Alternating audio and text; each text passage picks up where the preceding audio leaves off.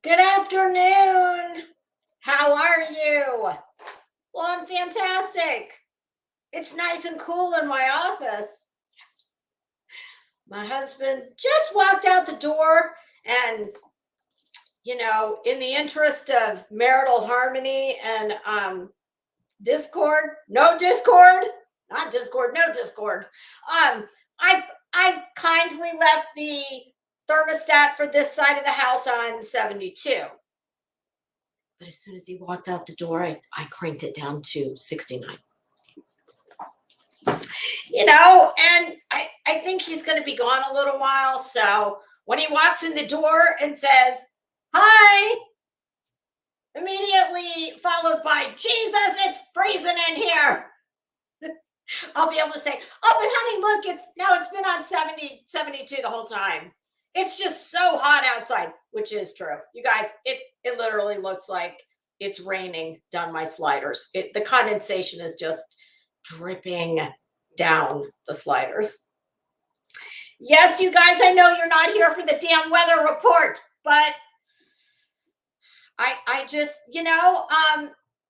I try not to spread misery, but when it comes to like, oh God, there's few things this bitch hates more than than feeling like I'm cooking, okay? I've already suffered the indignities that come from, let's just say the later season of one's life when you're a woman. And thank you, Jesus. Hot flashes are a thing of the past for me. But if you want an idea of what it might be like, if you're a young woman, just, pondering what you might have to look forward to, I don't recommend it. Ignorance really is bliss. Or a man who is just wondering, like, God, what is that bitch's problem? Well, just walk outside in the height of the day's heat.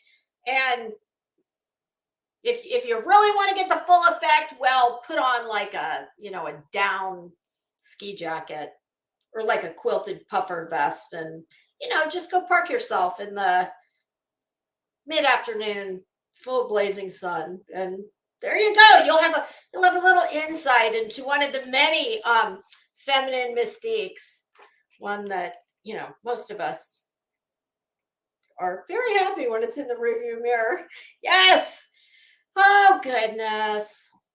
Hi, Amberly. How are you? SoFlo Mama. Yes, ma'am.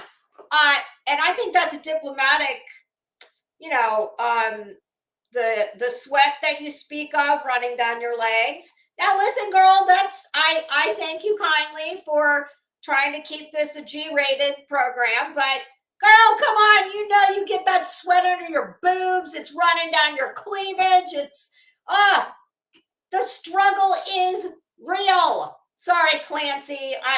Clancy's over there saying, damn, I didn't sign up for this shit. I'm not here for this menopause talk.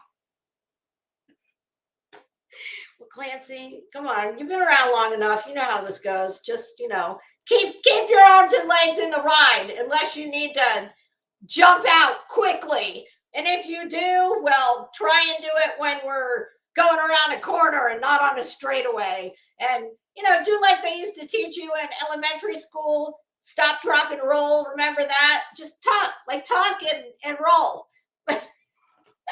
I promise I'm moving on from this, but oh God, so Flo, listen, as I was putting my war paint on this morning, I trying to decide what fragrance I was going to use as my final accessory this morning. And I looked over at one of my very favorite Jo Malone body cream. Creme. Jesus God, whatever you do, don't ever go to the Nordstrom cosmetics department, at least not to the Jo Malone vignette, and tell them you would like the Blackberry Bay body cream. My God, they will like, this look of horror comes across the sales associate's face, and they will very quickly correct you and tell you, do you mean it's creme? Do you want the creme? Yes, bitch, I want the creme. You know what I want. And like, you better change that little snarky attitude problem around, or you're not going to be getting this commission. This bitch will walk down the hall and buy it at Neiman's. Yeah. That is so weird, you guys. Nordstrom truly, to me, is one of the finest retail establishments, not just because of what they sell. It's the customer service. Their customer service is impeccable. But one time there was a bitch that, she wanted to like break bad on me in the damn Jo Malone counter. I was like, I wanted to say, bitch, you better check yourself. Honey, get that little black binder. Listen, it's not just, those that try and get ahead of tragedy pit narratives that keep binders. Oh, hell no. The Jo Malone counter keeps their own binder. And it's, if you buy a little bit of product, well, before you leave with your beautifully packed packages, Jo Malone does have just gorgeous. It's not exciting, but it's classic and it's beautiful. And everything comes in a gorgeous cream colored box with beautiful black writing and a black grosgrain ribbon tied through not just the handles of the bag, but the box of the lovely item you've bought. But, before you leave the counter, they pull their little book out, their magic binder from under the counter, and they say, "Oh, could I get your name and your email and phone number, so when we have another promotional event, I can reach out to you and let you know ahead of time." And damn, trust and believe they do. I've had to actually tell them, okay, yes, I got a text a few days ago from someone else. Thanks so much. I don't think I can make this one. But it's like, yeah, girl, slow your roll, like schooling me on creme versus cream. Yeah. But where I was going with that is, while I love that scent, and I oftentimes prefer creme or lotion to perfume, because it has more staying power and it serves a dual purpose.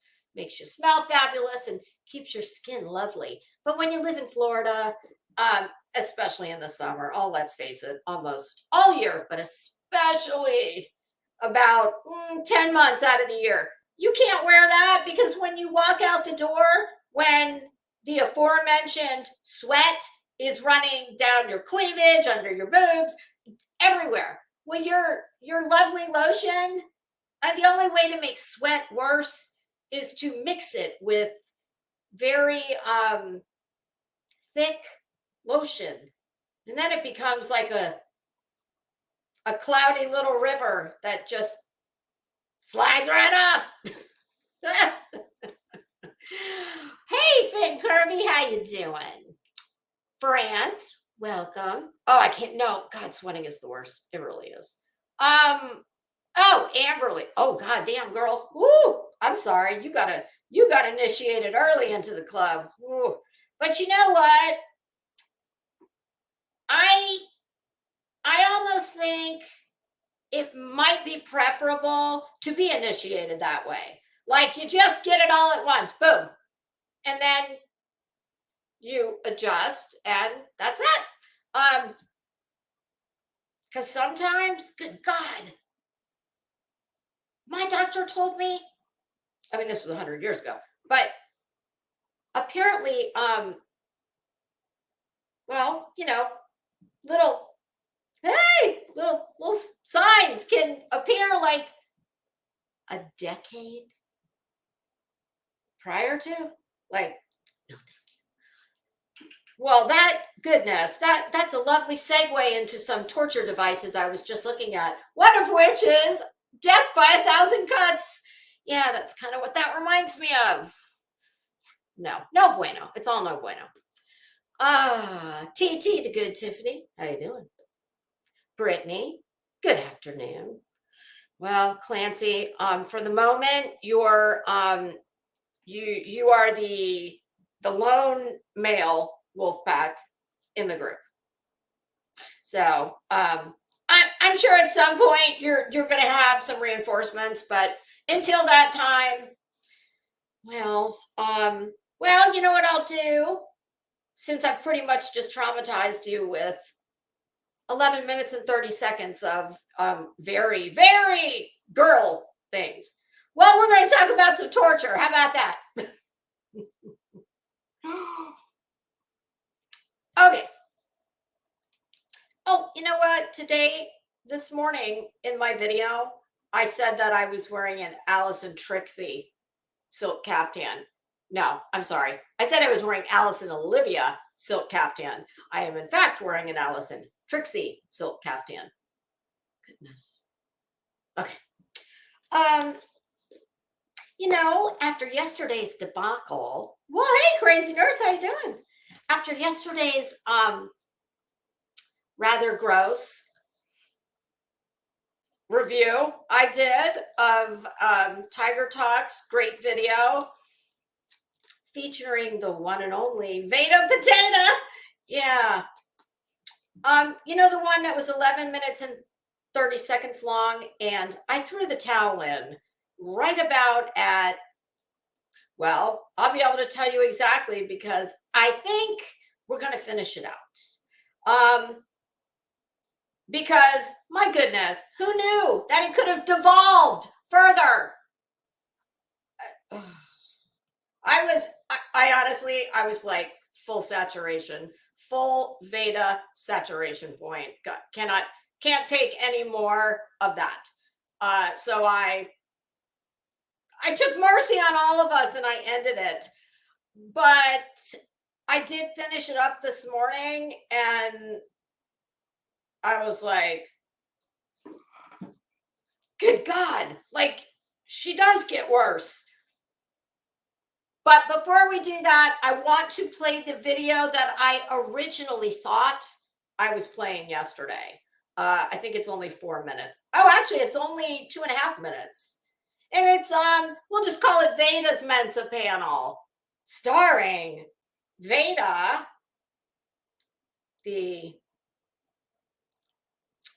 she's kind of like a bad penny. The bitch just won't go away. Molly Golightly and EKC. Hey, Heather B, how you doing? Jen T, welcome. AJ, how are you do? Sorry, I'm trying to read your comment and talk at the same time. And your comment says, how do you do anything? And I said, how you do? I can't walk and chew gum at the same time. Sorry. Well, AJ, yes, it is very difficult to do what you quite sweetly termed pretty. I don't know how you do anything pretty in Florida. I lived there 6 months and my hair curled like a mofo. My face melted in minutes and I definitely didn't smell like perfume after an hour. Okay, well, did you happen to really have the misfortune of coming from someplace that has a more normal climate? seasons, perhaps, like up north or, you know, Midwest, something like that. Because I can tell you, as a native Floridian, I am 53 years old. I have never moved out of Florida. I have lived here my entire life. That will be changing. We're not going to leave full time. We're just going to find a second home and spend at least 3 months there because I want seasons. I mean, I've traveled all over the world. I have seen snow, I've seen changing of the leaves, etc. It's not like I've never seen seasons, but I would like to experience them for more than, the absurd season we jokingly call winter in Florida. But I can tell you that despite the fact that I've lived here my entire life, you never get used to it. You just don't. I mean, crazy nurse, are you a native? I think you are. You just you never get used to it. You learn to deal with it. And kind of like my little lotion story I just told you, you definitely learn quickly what you can and cannot do. And the hair. Oof. Yeah. See, I have naturally wavy hair, and thank God it's very, very, like, I have little to no natural oil in my hair. So I'm pretty lucky. I can just flat iron it every couple days, and it doesn't get horrible. But back in the day before we had all the good products and tools, oh my God, my hair was. Oh, Virginia. Okay. Yeah, you just it sucks. And it's funny because you cannot even explain it. Like, you cannot explain full on humidity like Florida is most of the year. You just have to experience it. And heat and humidity are two very different animals. So, but okay, so we're going to watch the short clip that I thought we were watching yesterday.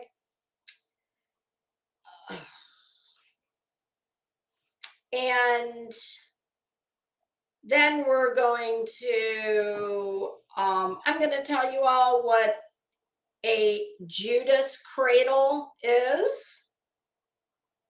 How about a Catherine wheel? And I'll tell you why. I'm going to show you what that is. I did a show first time I was here, which has been, my goodness, a little over a year. And we talked about several medieval torture devices, but I'll tell you why I'm going to talk about it again. What inspired that? And let's see, there was something else I wrote down. Oh, I want to talk about Savage and MFW. And I cannot believe Mike Stevens, you disappoint me, sir. Where are you? I actually mentioned you in my video this morning, and something kind of funny occurred to me, Mike. Anybody who is a regular to the chat here, well, you will know that Mike Stevens is, I jokingly call him my internet husband, because pretty much from the beginning, Mike has pandered to my very shallow side, and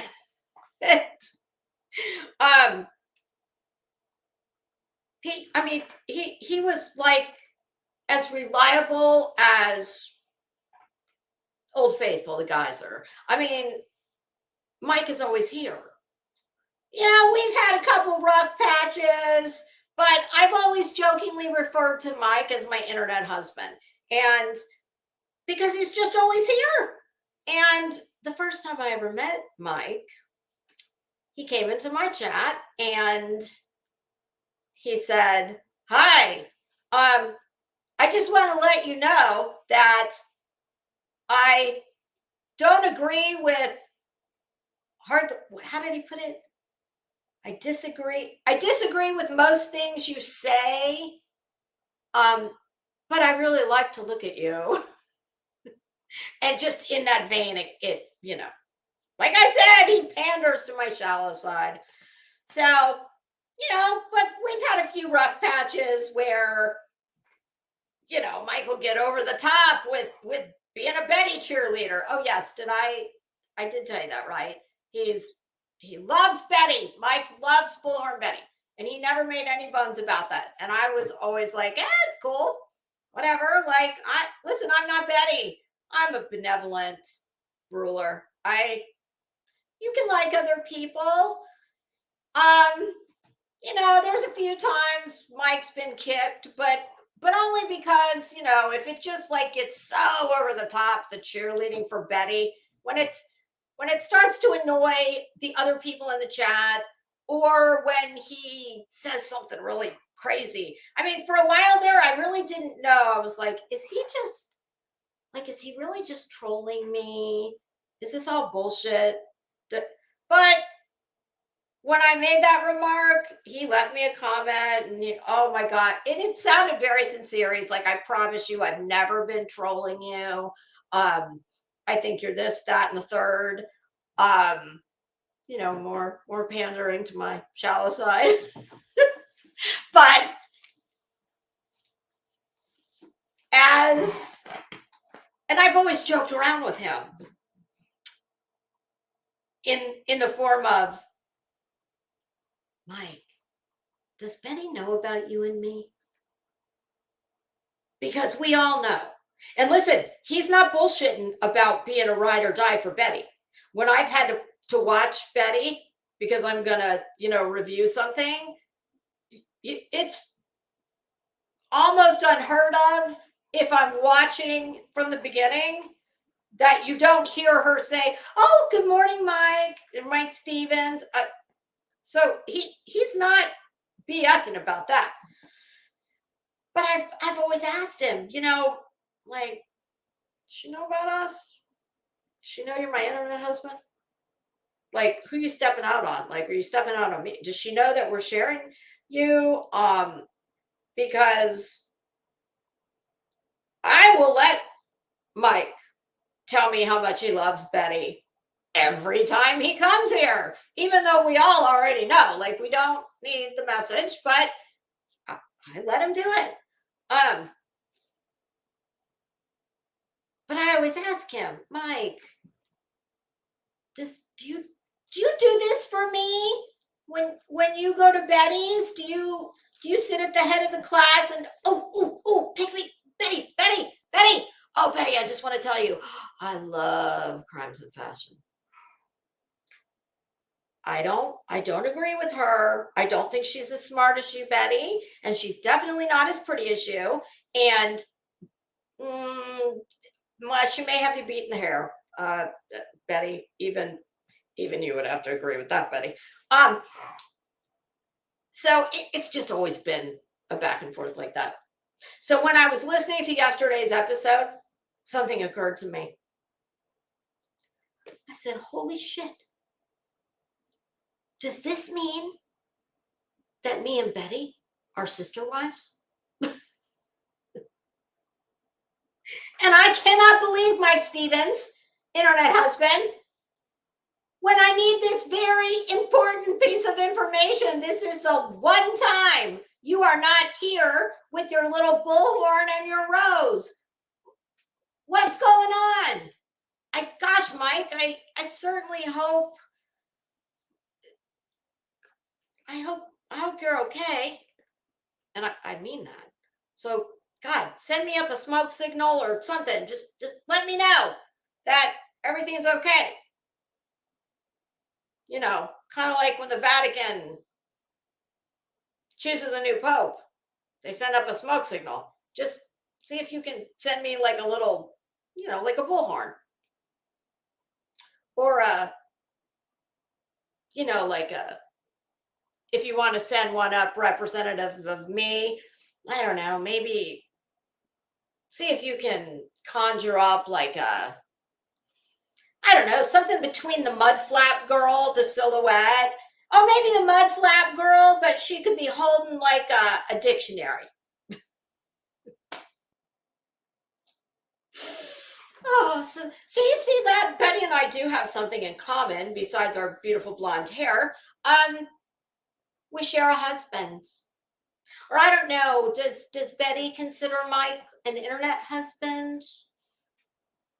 I just want to know who he's cheating on. Is he cheating on me or is he cheating on her? Or are we sister wives? And if we're sister wives, I don't know, maybe, my God, maybe I'm going to need to do a la Savage and MFW. Yeah, no, not really. No, that went on for many years. We've only got, you know, about one, give or take a few months under our belt. So Crazy Nurse on which parts? Oh, SoFlo. He told Betty she looked sexy in the red sweatshirt. Okay, y'all, here's my theory. Who do you think Mike Stevens is? Because I think Mike Stevens, I think he is definitely part trolling me and Betty. And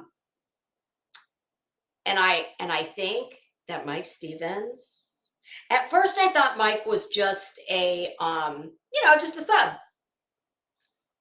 I don't know if I think that after a few months of him being around last year, I started thinking, you know, I think Mike might actually be another creator. And I don't even necessarily, not positively sure that it's a man. I mean, I think Mike is a man, but it could be entirely possible that Mike isn't even a man. I don't know. Hey, Gina, how you doing? Gina Diamond, you've always got some, you know, listen, Gina, I said a few weeks ago, after listening to you on a couple panels in Queen Bee's chat, before that skanky ass Black Queen bitch, before that, I said on one of my shows, I said, I think I'm a Gina Diamond fan. And the more you come around and I see you, Gina's, you know what? Gina's always got something nice to say. And in this dump, that is no small feat. So good on you, girl. And you think Mike Stevens is sexy? Okay, so Gina thinks Mike Stevens is sexy. She said that Paper Cut Tina was a fox. Did you say you said a fox, right? Ooh, that reminds me. I have a dress that I love. I'm going to wear it soon. And the brand is called Stone Cold Fox. No, not me, the brand. But yeah, Gina always has something nice to say. I love that. Yeah, I don't think anybody's going to mix up, you know, me and you. I mean, I try and have nice things to listen. I have nice things to say about nice people. I've got shitty things to say about shitty people. But I love that. I think it's nice to be, you know, to like have nice things to say. And truly, you guys, there are so many. I promise you this. There are more people here that I think very highly of than the handful that I think are douche canoes. Okay, so well, Gina, now come on, girl. I that's a tall order. I'll leave that to you. I can't be lifting everybody up. Come on, I'm short and I'm wearing very high heels. And I'm not that strong. I don't know if I can make everybody feel good, but oh, there he is. Mike Stevens, were your ears burning? Did you hear me talking about you? Mike, you might want to talk to Gina. She thinks you're sexy. I was just contemplating whether or not that we might actually know Mike Stevens, but we might possibly know him under a different name. Could that be? Listen, nothing would surprise me. But yeah, Mike, you might have to rewind it just a little bit. But Mike, here's the bottom line. As I was putting my war paint on this morning,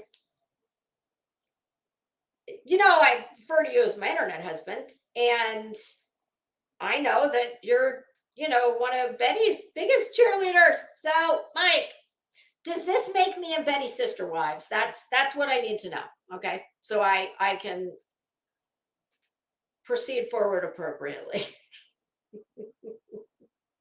Like, am I listen, I am not a side bitch, okay? I'm not a side piece. So you and Betty are going to have to work that out. I don't think I would make a good sister wife. No. And in the words of my real husband, he says that, none of that is for him, that he prefers to only disappoint one woman at a time. Which is such a joke because my husband is the exact opposite of that. But it is, he always says that when he sees these shows or, these nut job people, he's like, damn, like, no, I just want to only disappoint one woman at a time, not 7. I stand with Queen Bee in heels. Good afternoon.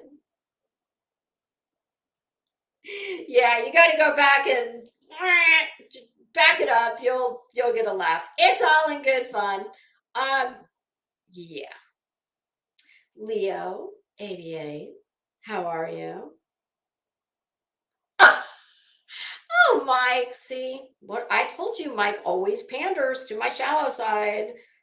Here, I'm doing a prayer garden. No, actually, here's a prayer garden. This is a prayer garden. Hey, Bama G, how you doing? Okay, here's my invitation to prayer garden. Oh wait, sorry, wrong comment. Hold on.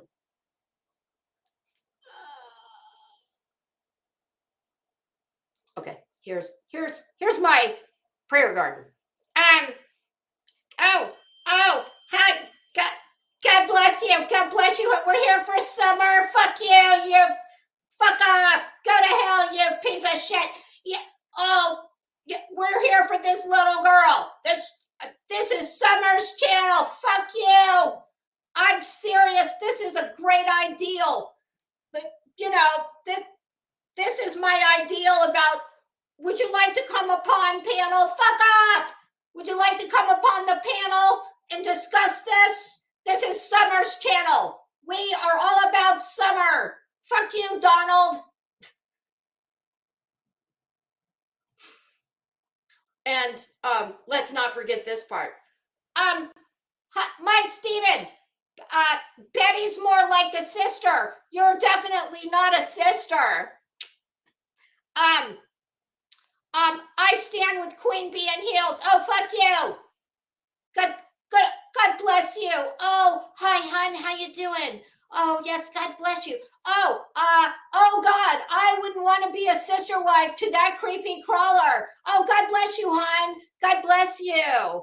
Oh, fuck off. I'm a new kind of Christian. Fuck you. Oh, Crazy Nurse says, Leo.88, welcome. Welcome and fuck off. This is Summer's channel. This is all about Summers. Fuck you, farm lady. And you, what does she call the other one? Oh, God. Oh, fuck you, Chub Rub sisters. Fuck off. I'm a new kind of Christian. Yeah, that's a PG imitation. She puts every single comment, she highlights and then reads it to you, because I guess she thinks that most of her chat is as illiterate as she is. And come to think of it, she's probably right. Yeah, I don't know if she's doing a solid or, oh God, but it's just, I mean, it's just, oh God, she's something else. Hey kid, how you doing? How do I get rid of the oh, there we go. Look at that. I'm finally getting the hang of this. Hey Virginia, how you doing? Zen, hey. Glow with glow. I'm sorry if you came in and I was screaming, fuck you. I was doing a Prayer Garden of America imitation. Let's see. I know a few other people wandered in while I was acting like a illiterate viper. Hey, Running Bear, how are you?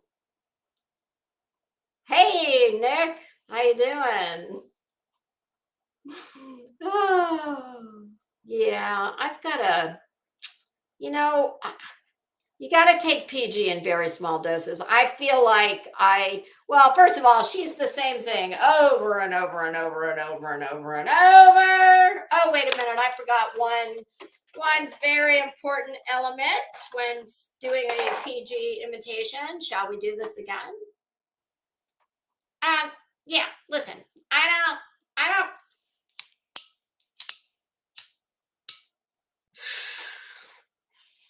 Fuck you. Fuck off. Yeah. Oh, hi. Gina Diamond says, hey, Boston. Oh, God bless you. God bless you, hon. Oh, yes, this is Summer's channel. Yeah, we're all about summer here. Yeah, fuck you, Donald. Donald, you should have taken my offer of moving in with me when you had the chance. You and the boys. Yeah. Oh, yeah, that's, oh, gosh. Oh, a lover's spat. Woo! Gross. Hey, Emmy, how you doing? Oh, Emmy and Bash, ladies, I feel so bad that I have not been in your chat lately. It is not for want of wanting to do so. Doing lives at this time, you'll completely understand this. When I get out of here, I'm just like wiped. This place, 3 hours of me sitting in this chair and talking about all this crap all the time. While I love doing it, it definitely, like, I just need to, and I usually when I walk out of here, that, like, I'm done. I can't, I have to get, real life things done. So you all are always so kind and you always show up for me. And I appreciate that more than you know. And I promise I am going to be there the next time you go live, that I am conscious, because I'm useless at night, but I just wanted to tell you that I feel bad because I have not shown up lately, and it's not because I don't want to. Okay, so yeah, and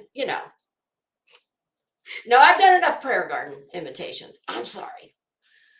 Oh, you have been doing, I think that's very good, Emmy, that you've been doing things other than Betty, because no matter, my dentist, God, they've been texting me, you need a cleaning appointment. I'm like, no, when I had a cleaning 6 months ago, like, they don't even let you out of the chair. They don't even let you leave the chair and pay before you're making your next appointment. So I don't know why the practice was sold, and which makes me so sad. But they're texting me, you need to schedule an appointment. I'm like, I had one. I better have one. Ay. Hi, Lisa. How are you? But Emmy, yes, I think absolutely like doing, oh God, doing nothing but her. It, and you are one of the loveliest people on here. So she kind of like brain worms. Just don't let her invade that much of your consciousness. Okay. In light of how grimy and gross the people were we talked about yesterday, who we're going to talk about again today, just a little bit, I thought, you know what? This place, I always say this place just needs a little dose of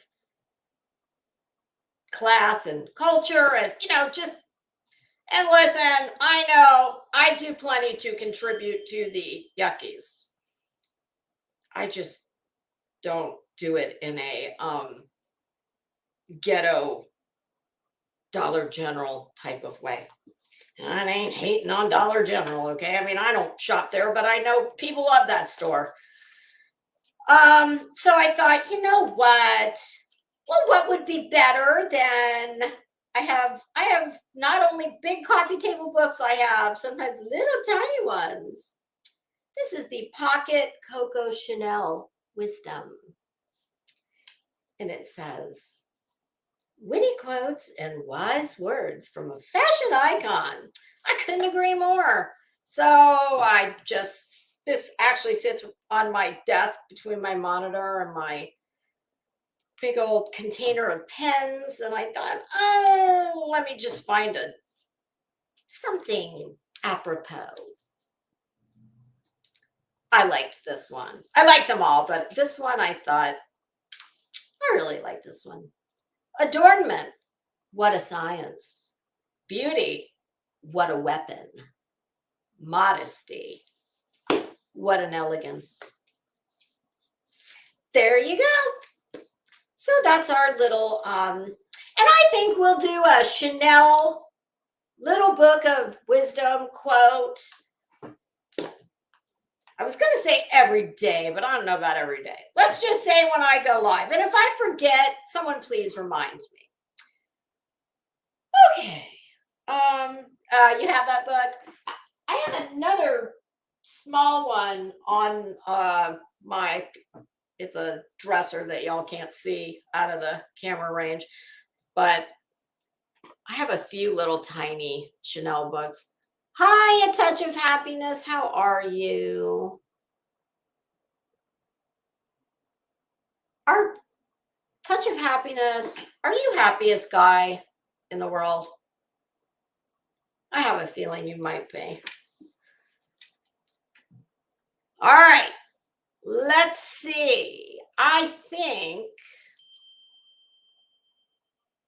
Oh, you want me to ring the bowl? Oh, do we need to cleanse? Okay, hold on. Let me get the bowl.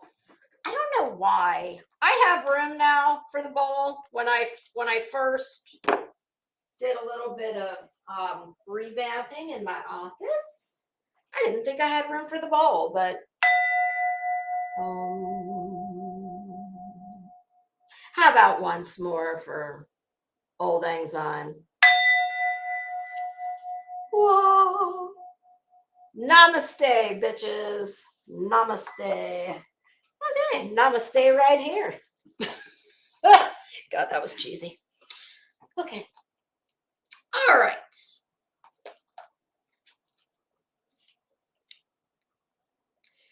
Got that.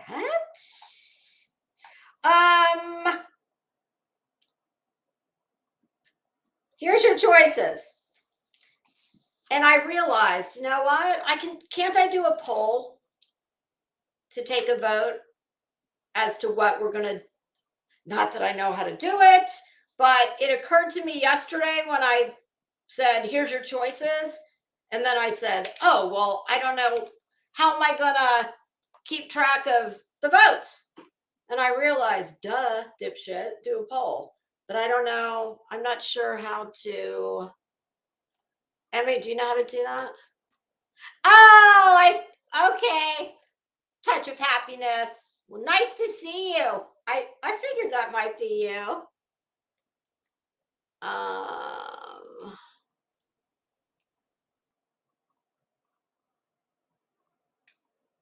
Jenny, didn't I say Auld Lang Syne? Auld Lang Syne, AULD.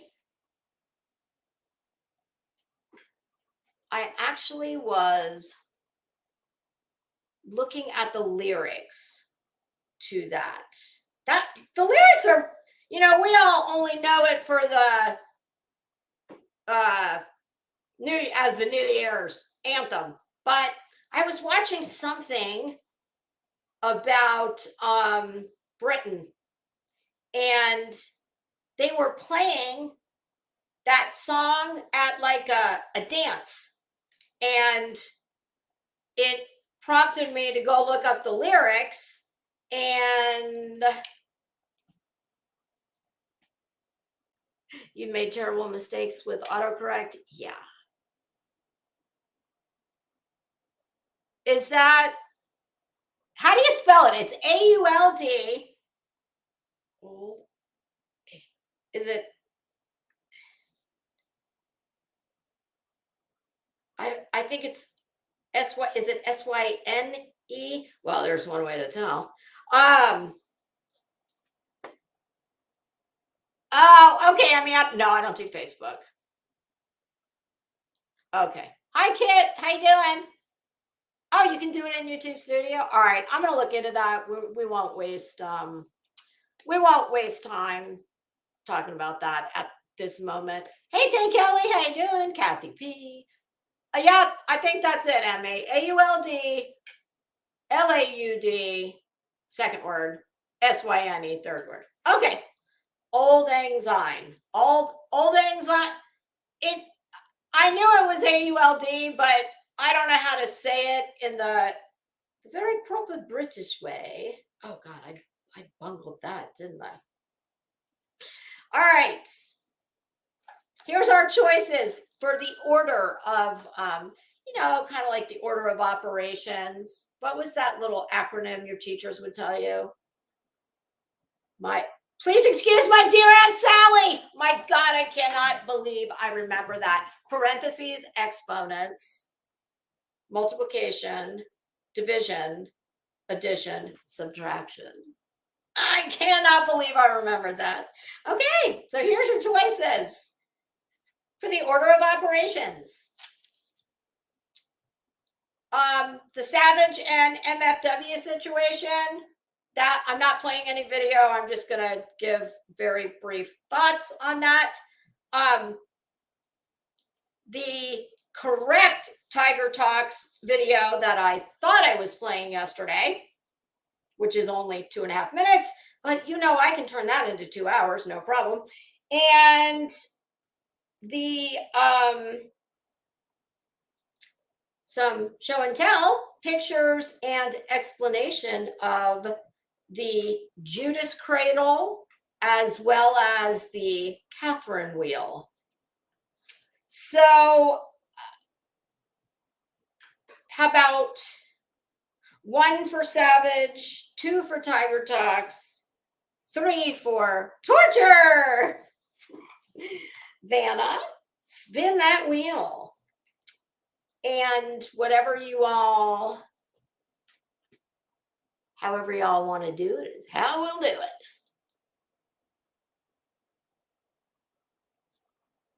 This chat. Of course, the first votes are, I have a 1, a 2, 2 twos, 3 twos. Lurker, hi. At least when you lurk in the bushes outside of these windows, they don't have thorns. The bushes out there don't have thorns. They won't hurt. Some of these bushes up in here have thorns. Well,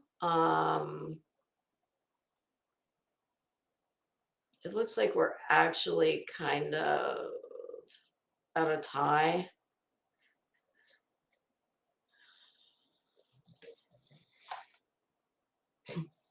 Well, Tiger Talks may be pulling forward by a nose.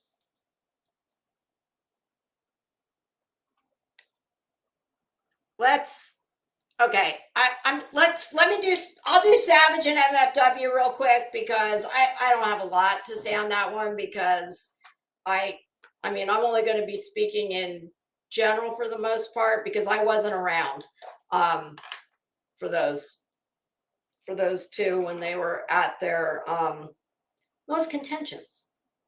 So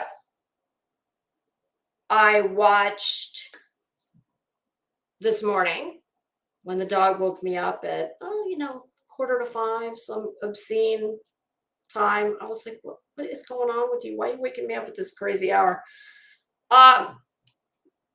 So I didn't get to watch the live last night, but I did watch on the replay this morning, Savage addressing someone named Negs, who the first time I've ever heard that person's name was something foul that Laura said to him.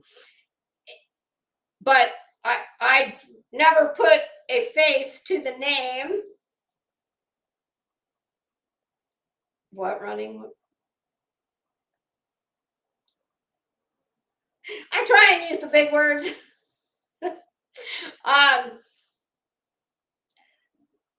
So put a face to that name, not really what I was picturing, but that's neither here nor there. So basically, Savage, and who I had only heard her referred to as some other names that she had for her besides MFW. In fact, I never knew until a few weeks ago when she went into the hospital and people were saying, oh, MFW is in the hospital and it's quite serious. I was like, who the hell's MFW? And someone said her name and it just all kind of clicked. So for anybody who's not familiar, she and Savage are part of what they refer to as the OG drama community. And for whatever reason, those two, like I said, it was very contentious for a long time.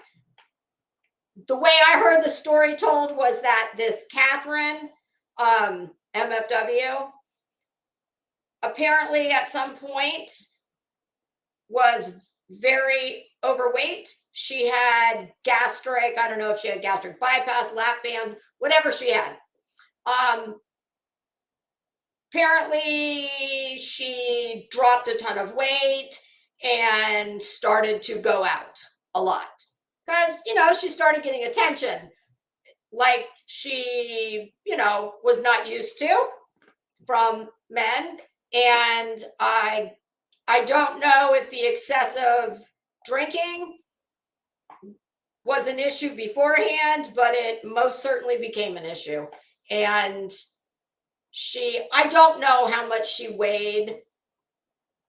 Yes, Mike. I don't know how much she weighed before she had the surgery, but I can tell you this. She was probably significantly overweight because she has got a ton of loose skin.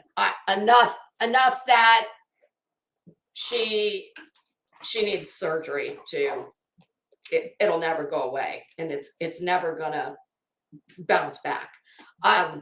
So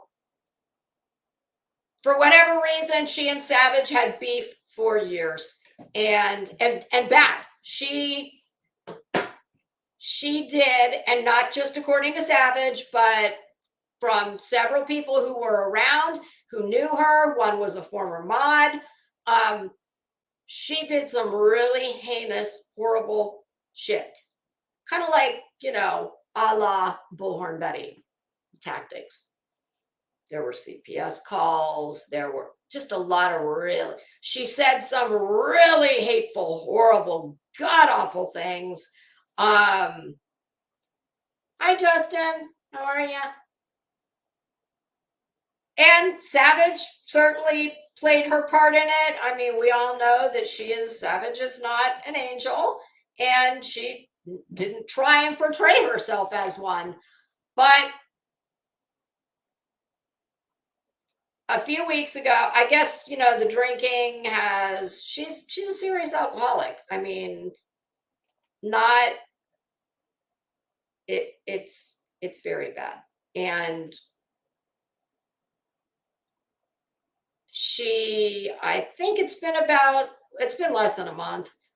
I don't know what happened, but she ended up in the hospital. Something perforated. I don't know if it was her something to do with the bypass that was done. I believe.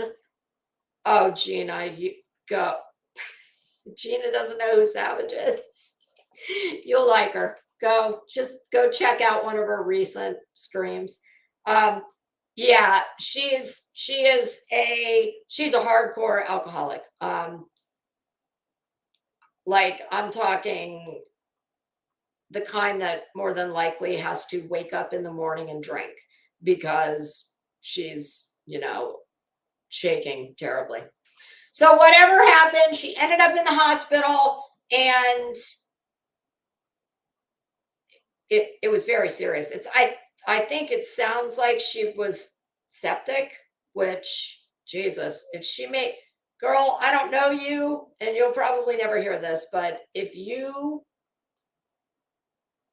had sepsis and you managed to leave that hospital not in a bag, I would take that as an absolute serious wake-up call and a free pass from, if you believe in the guy upstairs, whoever you believe in, if you believe in anything. And she's a young girl. I think she's in her 30s. I don't think she has much family support anymore. Anybody who's ever known a real, true, hardcore alcoholic, well, you know that that's a disease that ravages not just the person who drinks, but all the family. It's very bad. And apparently she was told in the hospital that if you do not stop drinking, you're going to die. Like, this is your wake-up call. You are going to die. This is very serious. And the stream with her and Savage, she appears in a bikini top. She's wearing a dark wig. She has got drains coming out of her stomach, which I had seen her show previous to this. I mean, she's using it all as content, which, hey, I guess they're her drains. If she wants to do that, clearly she's going to do whatever she wants to do. But Savage, her career's been in the medical field, along with Pirate and Val. Shannon's the only one that didn't have a career in the medical field. They all agreed that she is a very, very, very sick young lady who is, if she does not get intensive, serious professional help, like check yourself in somewhere, they've all said. And Pirate knows from firsthand experience. She has been up close and personal with this with her father, so she knows what she's looking at, and they have said that she's on her way out. It doesn't get any more serious than this. So Savage just felt like I don't even know this girl, and it chokes me up because it's horrible. And Savage did the right thing, and I don't give a shit what anybody says. And if you can't, And clearly, if you know Savage, you know she doesn't give a shit who agrees or doesn't agree. It's irrelevant. She did what she needed to do for her own conscience and for her own heart. And she did the right thing. And I don't blame her.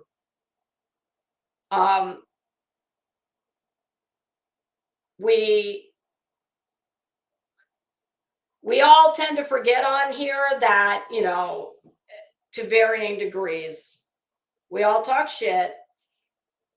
Some of us go a lot farther than others. But when it comes down to brass tacks, we are all flesh and blood people. We are not icons. Or what's that thing called? Icons. Yeah, we're not icons either. Avatars.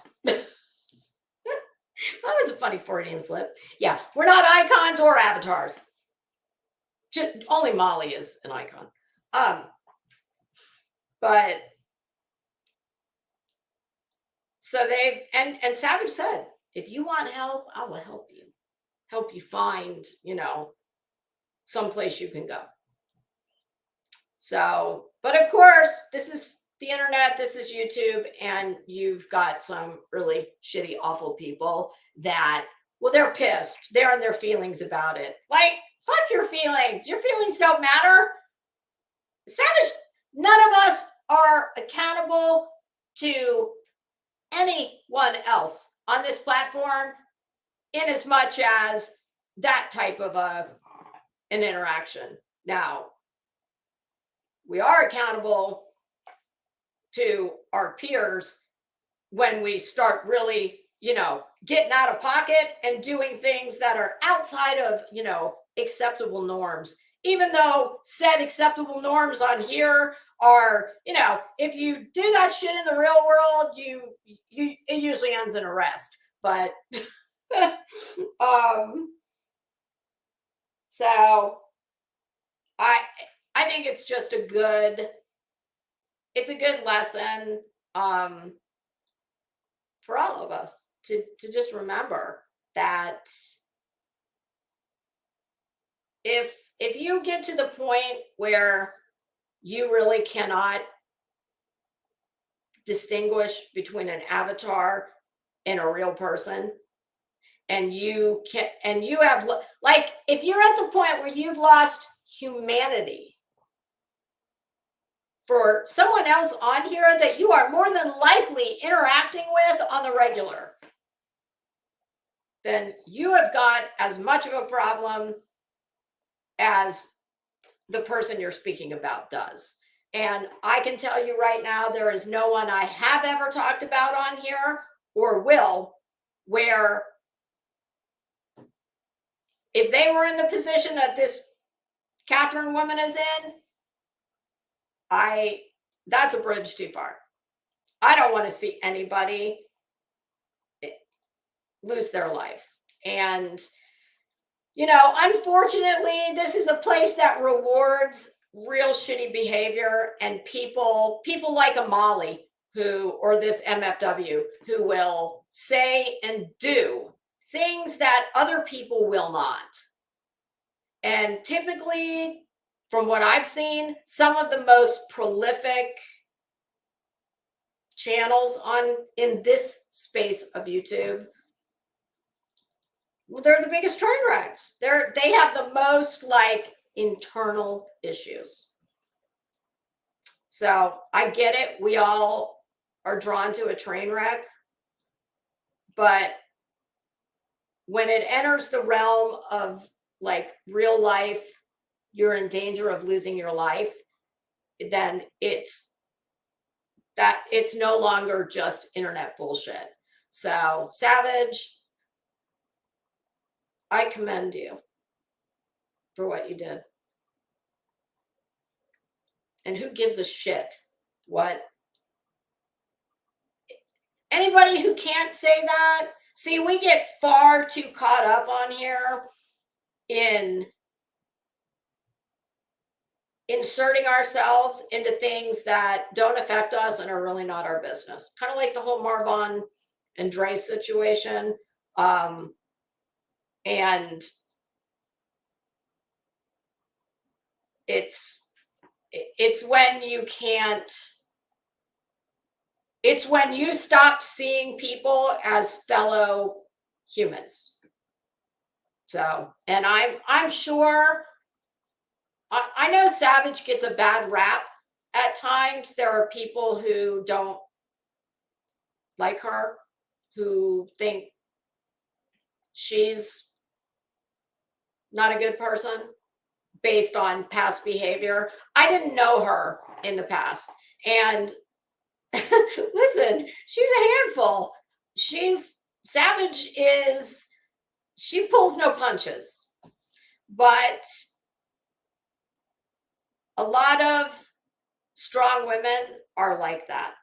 And, you know, she may say things that I wouldn't say, etc.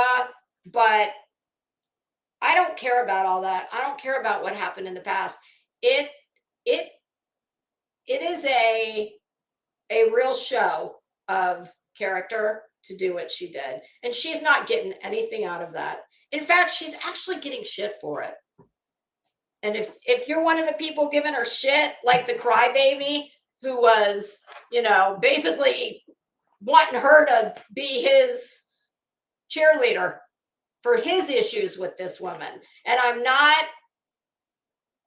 I know she's done some terrible things, okay? But if the people that she wronged the most can give her grace when she desperately needs it, well, I just think that is, whether you like the parties involved or not, that you can't take that away from her, and that from Savage. And that's a lot more than I can say for, you know, some people who probably think they're, you know, better than she is. I'm not going to name names, but suck it. So there you go. That's that. All right. That was an easy one. And I truly hope that MFW, Catherine, I mean, however it is you know her, I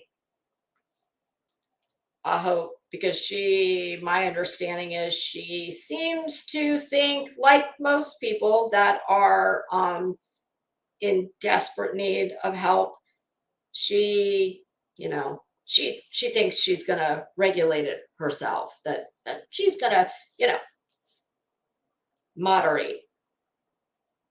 Clearly, she can't do that. Most people cannot do that. If they could, we would have no need for rehab facilities. We'd have no need for AA, etc.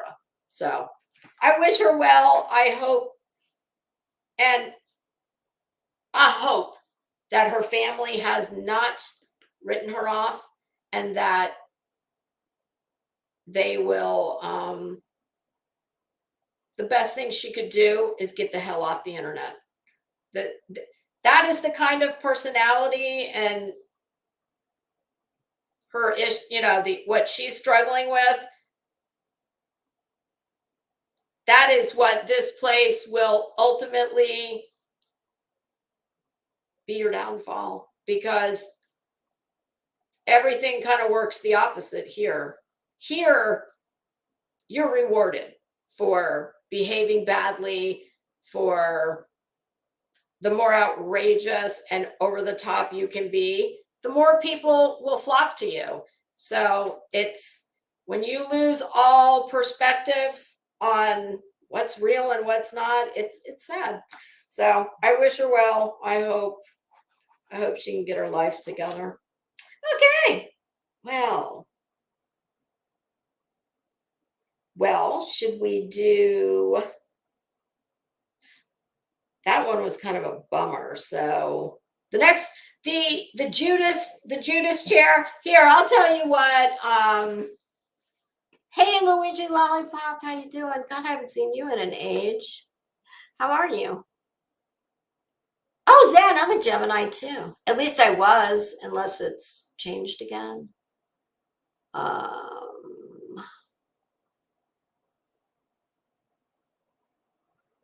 Jasmina D, how are you? Hi, Tia. Oh, what's everybody congratulating Boston for? Oh, I think I know. Let me see. Oh, oh.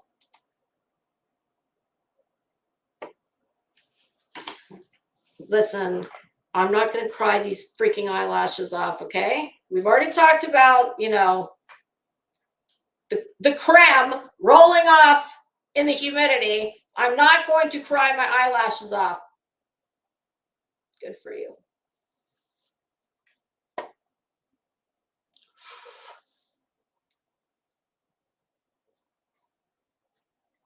Jenny, you too. Good for you.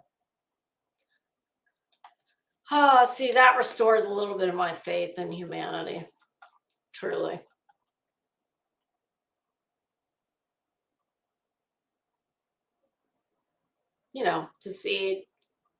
To see people reach out to her, to anybody. All right. Well, let's shit talk some trashy people, shall we? That'll just bring this mood right on up. Yeah, because the next one, when I explain what inspired the medieval torture devices, that's not a happy one either. Okay, so here we go. Let's do this. Let's watch the video that I thought we were going to be watching yesterday. Let me present.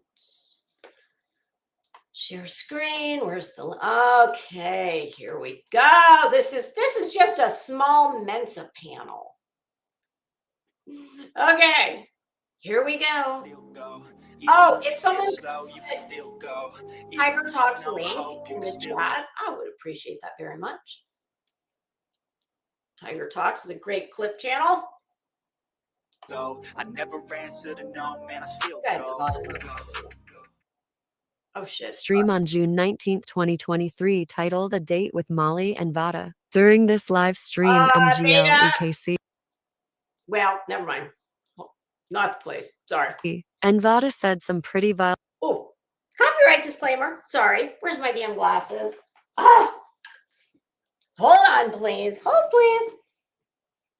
Oh God, I'm glad I almost just stepped on these and broke them, which would have made me so sad.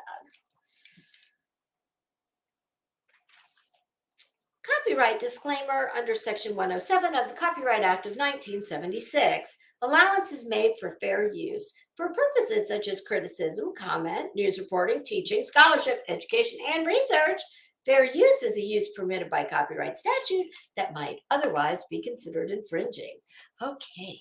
Things about down the rabbit hole news. Keep in mind, MGL has been banned from YouTube for terms of service violations. And she said, I just finished watching. And just a little precursor 411 for I'm sure most of you know, but for anyone who may not know, Down the Rabbit Hole News, she is a very educated, well-spoken, well-respected content creator in this community. Okay. I dare say I don't know anything about EKC and whatever education she may or may not have, but if I had to base education on Veda and Molly, yeah, I'm pretty sure that the two of them combined, their cumulative education careers past high school. I question if, I don't know if they even got out of high school, graduated, I mean. So suffice it to say that this is absurd. I know that Rabbit has, at the very least, she has a bachelor's degree in, I believe, social work, and she could have an MSW, a master's in social work. I know she has talked about that at one time. I don't know if she was talking about pursuing a master's or if she had already gotten her master's. whatever it is she has, I dare say it's more than at least 2 of these bitches and probably 3. And I'm leaving EKC out because I don't know anything about her. Oh, Molly, Jesus. I guess you really don't need to get out of your pajamas when you're trying to build your new kick empire, huh? Yeah, well, I will give her high marks on because at least they match. And the rabbit chick and I don't care what that imbecile over there says. I really don't care what that imbecile over there says. How about you get a real job? It won't be with CP. Like you? What kind of real job do you have? Is fucking mukbanging? Is that a real job? Is that what you do? What is being an internet terrorist? Is that a real job? What real job? Oh, I'm sorry, I forgot. She's a life coach. Yes, a life coach. I do believe she's got a life coaching for children's channel, to which I have said more than once.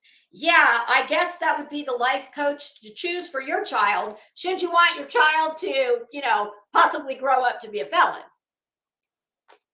CPS now, will it? Because you're not allowed. I don't think that you should be around children, sweetheart. Well, sweetheart. Listen, Molly, for fuck's sake, it wouldn't hurt if you met a hard consonant. There's just something about the way you speak that you just sound so damn dumb. And it's interesting how that accent waxes and wanes. Like, I guess depending on the audience is how, where is she? What was that she said about she fought her way out of the Bronx or Brooklyn? It wasn't Brooklyn. Was it Queens? I don't know. I could not speak like her if my very life depended on it. So I won't scar you with my poor imitation. But yeah, Molly, I can tell you this. I don't know rabbits, but I know that I've never seen or heard anything on her channel that would cause me or anyone else to think that she is anything less than a stellar parent and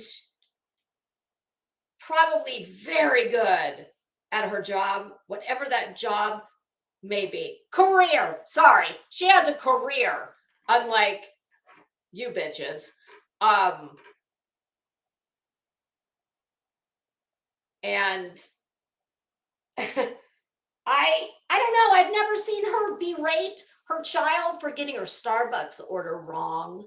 Like, I wouldn't speak to a well-paid personal assistant, but because I don't speak to people that way. I mean, is that your child or an indentured servant? I don't. So I think let's just say this. I think if we pulled up some of Molly's greatest hits and we pulled up any random equal number of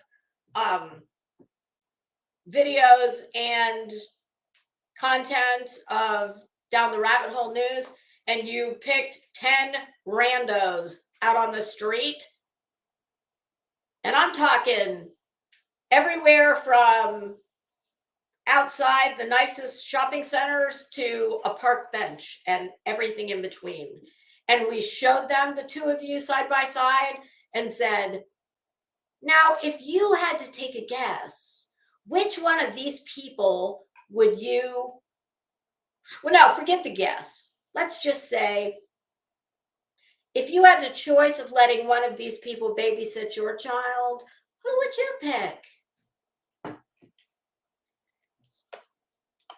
Keep her away from children. Wow. Okay. Yeah, Wow. I kind of heard the same shit about her too. I don't know. Holy Yeah. a long time shit. ago. I don't remember who told Betty, since you need a little help in the department of defining and or proving what is true. Defamation, slander, more specifically.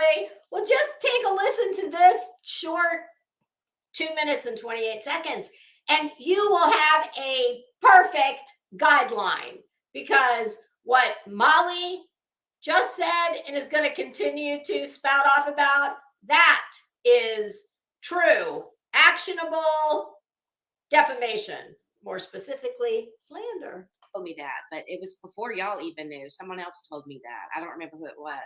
Oh, Dana, girl, I didn't know when I played your video yesterday where you were talking like a damn, oh God, like a very low life skank. Yeah, telling other women to, perform fellatio on an organ I'm presuming you don't even possess. I don't know, maybe you do. You certainly speak like, well, let's just say you're pretty gangster. I didn't know it was from this live stream. And look at that. You found your spaghetti straps. So I'm sorry, girl. When I said it was a tube top, well, apparently it's a poorly fitting camisole. Remember, and she confirmed it. She's like, yeah, prove it. Dude, you're scum. If you had a job with CPS. Dude, you're scum. In my opinion. As a social worker, and you've lost it because you're looking up information, private information, abusing the system on YouTubers. Oh, well, my goodness. Molly, it's funny you mention that, because there are many people that seem to think that is your calling card. Now, I have no way of knowing that, but I'll take their word for it, because you certainly, some people try and sue their way into submission. Some people bully others into submission. You seem to have quite a large bag of tricks, and goodness, I would presume that you can prove that. I'm wondering how, though, because were that true, and nobody with any sense believes that. And you're such a liar that even if it were true, this is the beautiful thing about when scummy dirtbags who make lying a profession or act like it is a job, when they are actually telling the truth, most normal people, they don't believe them because they are such prolific liars. So there is that. But I mean, it seems to me that the only way that she could prove such a thing would be to, I mean, if it came down to brass tacks in a court of law, well, my goodness, I certainly hope that you would be able to produce someone who would have to be from within the system to prove such a thing.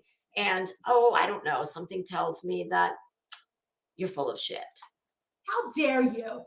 Sit your ass down. That is why you will never, ever be successful at anything. What are you successful at? I would love to know. What? Eating? Bad plastic surgery? Internet gangster 101? What is your big claim to fame? A fake one-time appearance on at the time it might have been a B-list show. But and then there was that show where you said you were playing the role of an undercover prostitute. I forgot about that one. But I guess, sex work is a job. I mean, I don't know if to do that or not, but I know I would never, I would never, no matter how thirsty I was for fame or recognition, no, I would not go on a show pretending to be, what was the premise of that? Oh, I have a secret from my family. Yeah. So, and incidentally,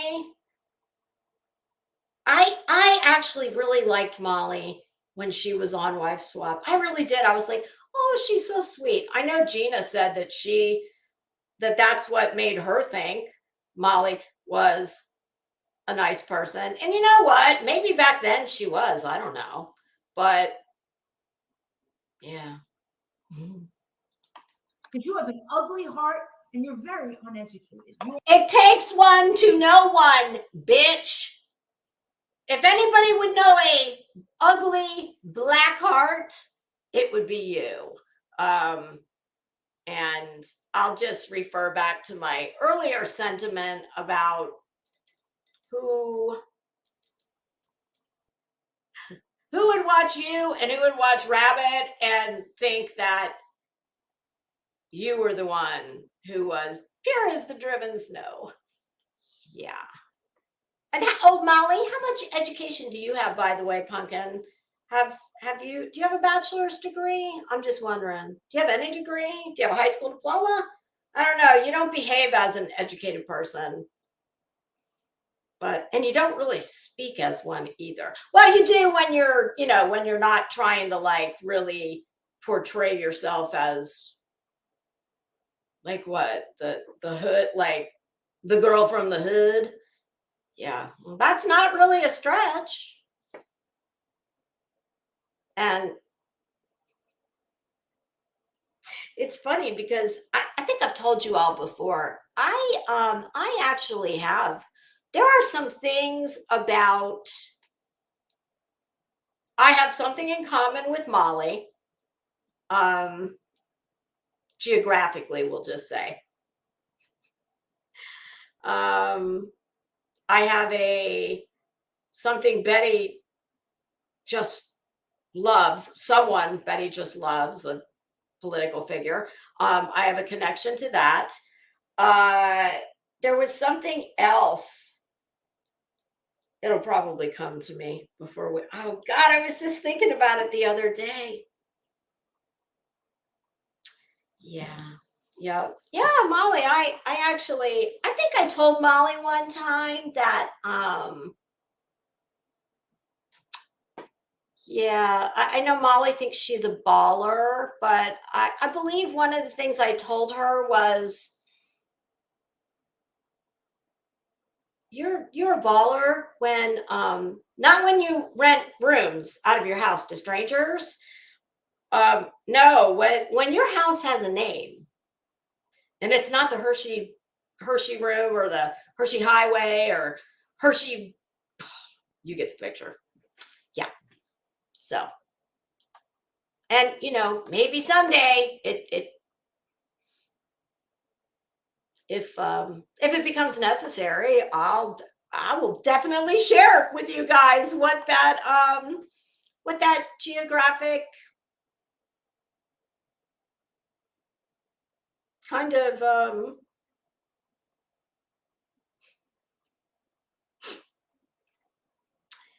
yeah. Well, until I have to, it stays with me.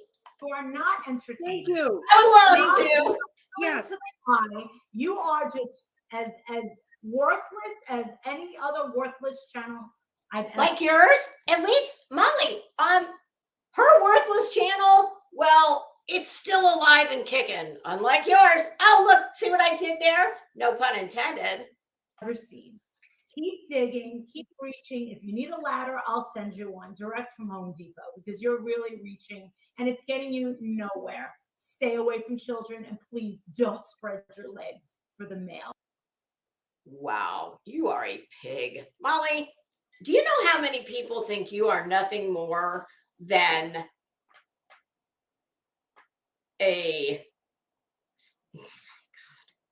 Veda's in good company. I gave Veda far too much credit the other day. And Molly, God almighty, you're just trash. You are trash. I'm sorry. Where I come from, you're trash. And listen, girl, you can think you're a baller all you want. But can I just give you a little piece of advice?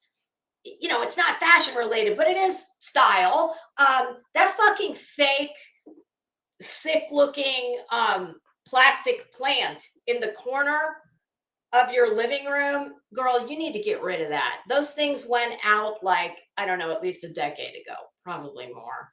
And you know, I really like your plantation shutters. Those are lovely. And that gross plastic plant, whatever that thing is, yeah, it really takes away from the ambiance in the room. And the only other thing I would say is that picture of like a metallic checkerboard, it's too small. Yeah, you need a bigger print. Ever, because don't ever have children. You will be doing them a huge disservice if you do, because you cannot be trusted and you are a liar. If this is the kind of vile hate speech that Vada allows on her channel, she is going to end up in the same boat as her little friend MGL. Rabbit has always been team nobody. She goes off of facts. In my opinion, the people on this panel are all trash for condoning this. Tiger Talks, I absolutely concur 100%. And so does anyone else on YouTube with any scruples. Let me know your thoughts in the comment section below. I would like to thank you. Trash, and Trash Junior. That's my thoughts. Well, there you have it.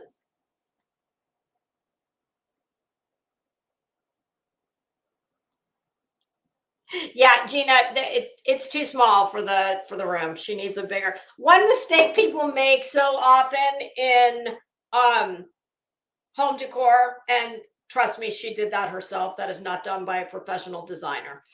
Because a professional designer would never, an interior designer would hog tie her before they would let her put a 1990s plastic tropical looking ugly fake tree in what I'm guessing is either a fake brass bucket or some kind of white plastic deal.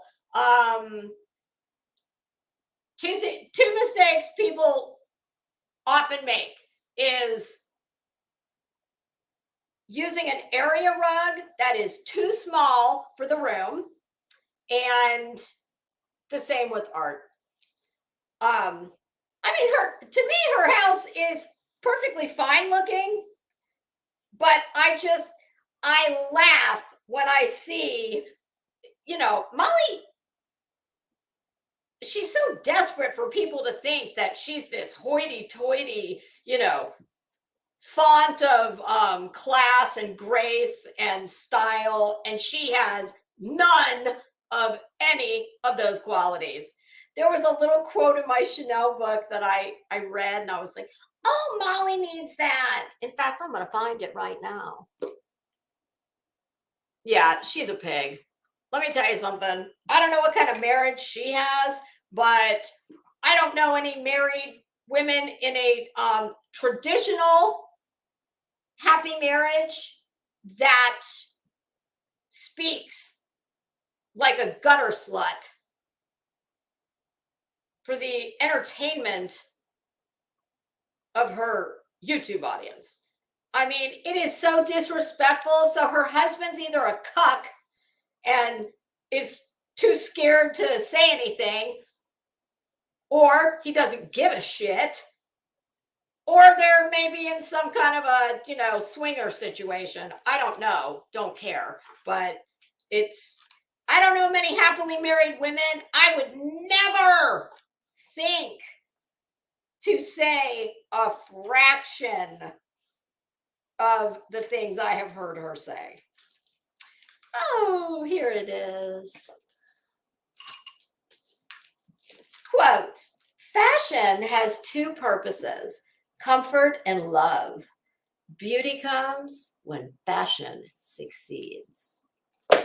I don't know about you, but I do not think that Mademoiselle Chanel would approve of Molly's hefty bag, whatever that abomination is that she clearly loves because she wears it all the time. Yeah, for a woman who wants you to believe that she's such a baller, boy, I've seen her wear a lot of things over and over. I mean, I've had this channel for going on 5 months. I've never worn the same thing twice. But that's just me. Okay. Not that any of that shit matters, but you know, for Molly, that's all that matters. So it's kind of like, okay, well, if you think you're hot shit, then here's what I say to that. See, because the metric that she uses for people's worth is money. And from where I'm sitting, I don't know. She just doesn't resemble any people I know that really have money. Maybe she's a mogul. I don't know. I can only go by what I see and hear. Hey, Des, how you doing? Don K, how you doing? Cheesy, you agree with me? Oh, hi, Cheesy. How are you? Oh, Gina, this is Alice and Trixie. This morning I said it was Alice and Olivia, but it's Alice and Trixie. This is very representative of Alice and Trixie. Everything's really bright and colorful, and you know, much like Jaundice for All, I love a good caftan. In fact, something occurred to me. I do not see Jaundice ever wearing his caftans anymore. Why is that? I mean, he does wear his festive, shirts. I don't have anything bad to say about his clothing. It's, he always looks very, I have to say, he never looks like a slob. Okay. His Lord and Master, good God, she looks much more the slob than he's ever looked. He should be giving her help. But he used to wear caftans a lot back in the day. I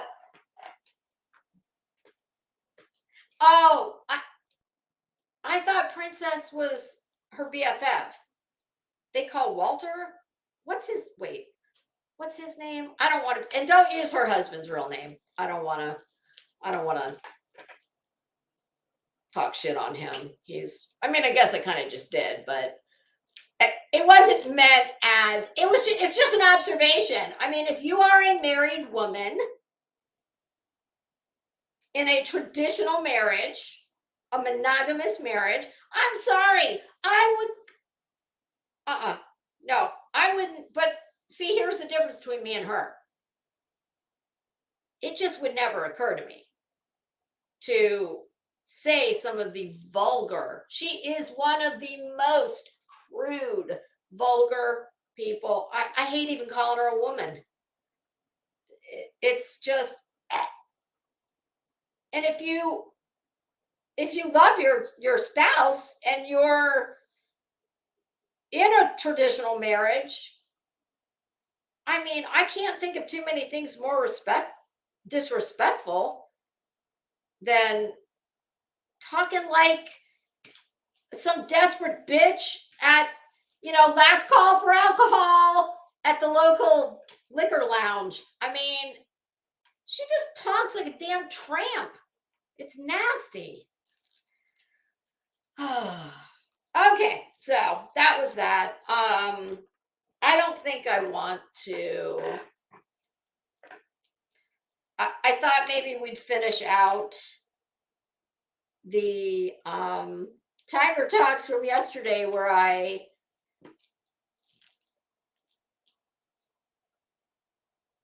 yeah, Brittany, that's a good idea. Oh my God, Mike Stevens, do you know, I thought of you when I heard, well, as a matter of fact, it was Down the Rabbit Hole.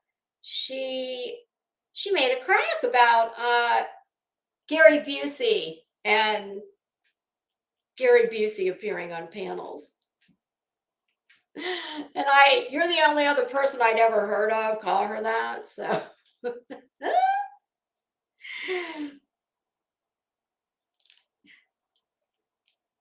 am, Faithful. How you doing? Thank you. Oh, Don K, don't worry about it. It's okay. I just try, and I know everybody knows his name, but I just, if I can, truthfully, I wasn't even sure which was the real name and which was his pseudonym, his nom de plume.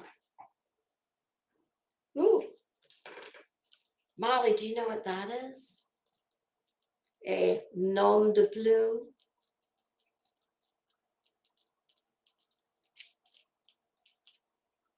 Do do do do do do do do do do do do. Alex, what is a pen name? Ding ding ding. Mrs. Ken Jennings, you are the winner. I remember when I was a little girl, my grandmother, God rest her soul. Oh God, I love my grandmother so much. I spent so much time with my grandmother up until middle school. And I'm talking like 7th grade in middle school. I would still spend at least one weekend a month at my grandmother's house. I would call her up and say, can I come spend the night? And my mom would drive me over, and she'd either pick me up the next day. I was so lucky my grandmother lived close, and my grandmother lived to be 100 years old. Oh, thank you, Running Bear. It's actually a dress. Oh, AJ, yeah, I promise you. Molly knows jack shit about fashion. Molly thinks that a price tag equates to style. Yeah, I can. Yeah, and what's funny is, I can assure you, Tom Ford doesn't design for big girls. He doesn't design for size triple F boobs. Like, he just doesn't. That's not his target demo. And I'm going to say what I've said before, which is I have never seen her wearing anything besides, and leaving out the Lululemon hefty bag, sausage casing. Aside from that, I've never seen her wearing anything, for the most part, that doesn't look like it came from either Dick's Sporting Goods or, Ann Taylor or Banana Republic, or J. Crew, and there's nothing wrong with those stores, nothing at all. I'm just saying, for one who wants you to think that she's such a, hoity-toity baller, she sure doesn't dress like one, I can tell you that. So,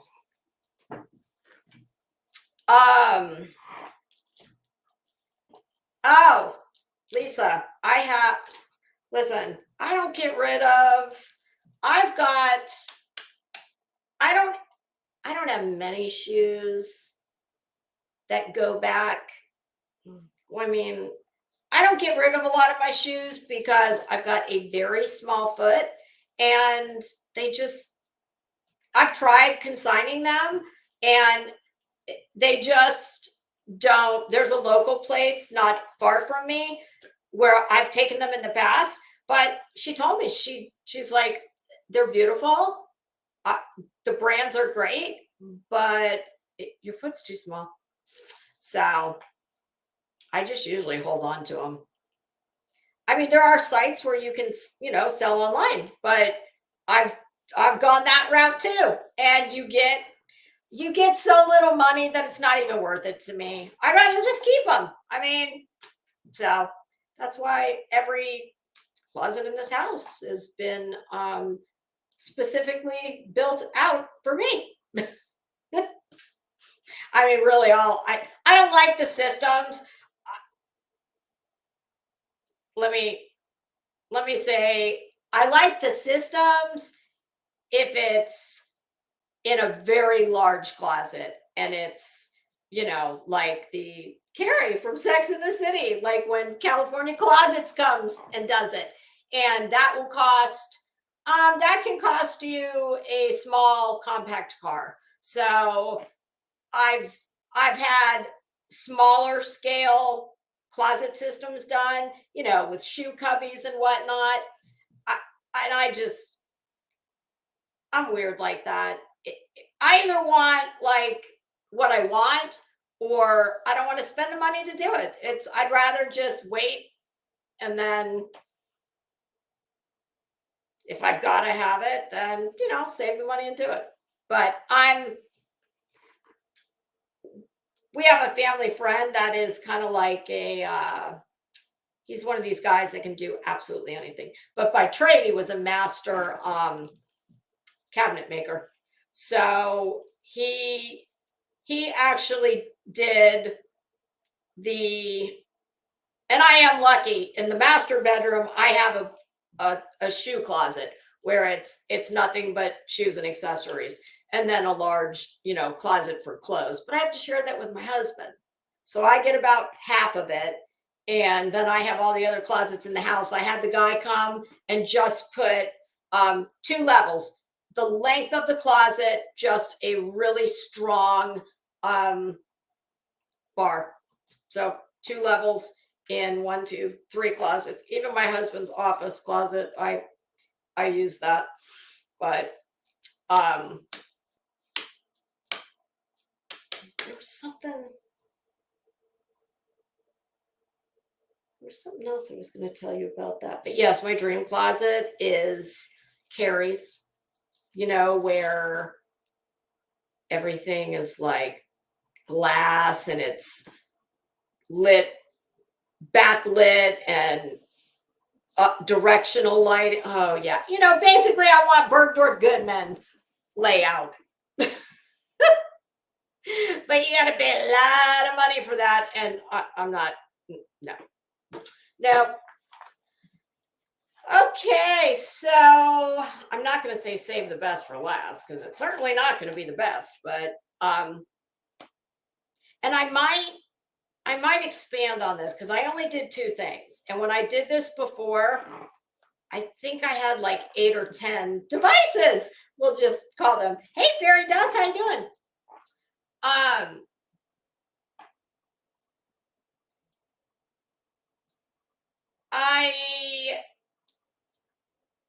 This morning, oh, is Mama Bear in here? I thought I saw her. Let me see. Because I was wondering, hi, Alaska. I was wondering if if Mama Bear has a channel that I might have been on this morning. Okay, I thought I saw her.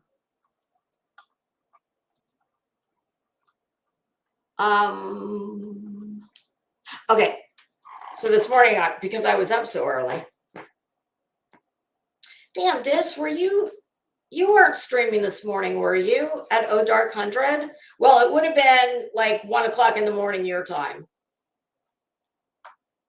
because you didn't come up in my queue, because I was up early enough. I could have caught you if you were.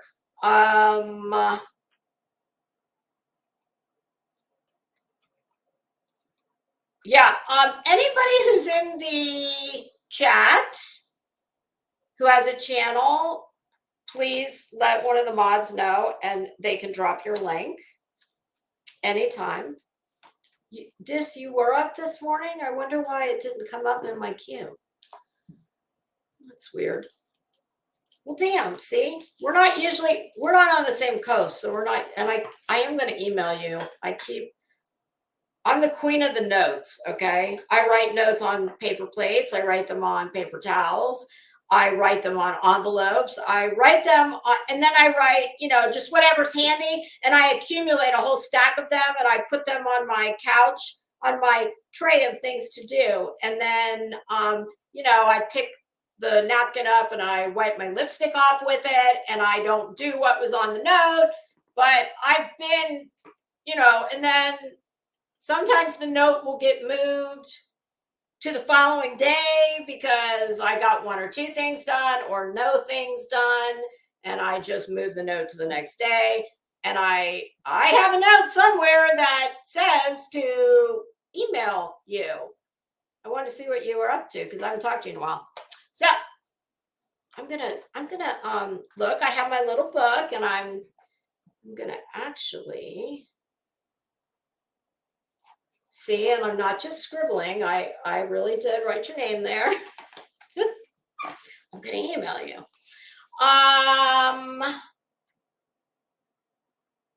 So as I was up at Oh Dark 100 this morning, I came across a channel that came up in my queue called, I think it's called wait a minute, let me look on my phone. Because that's on my personal channel rather than my big TV is hooked to my personal YouTube, and I want to leave that as it is. So it's easier to look on my phone because that's what my phone is hooked to, my iPad. All right, let's see here. Whoops.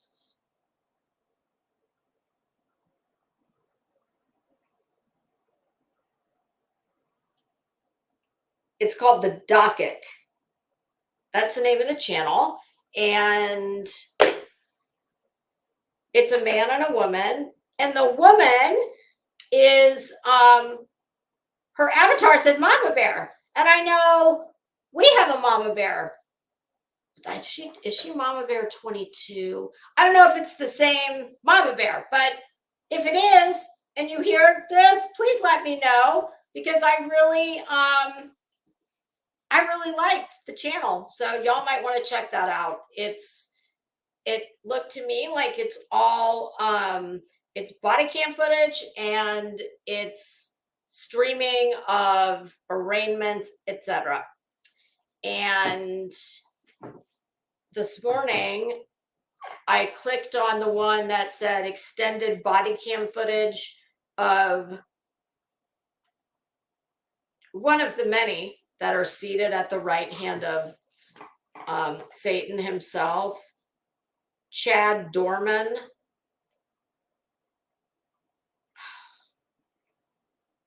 That guy is honestly,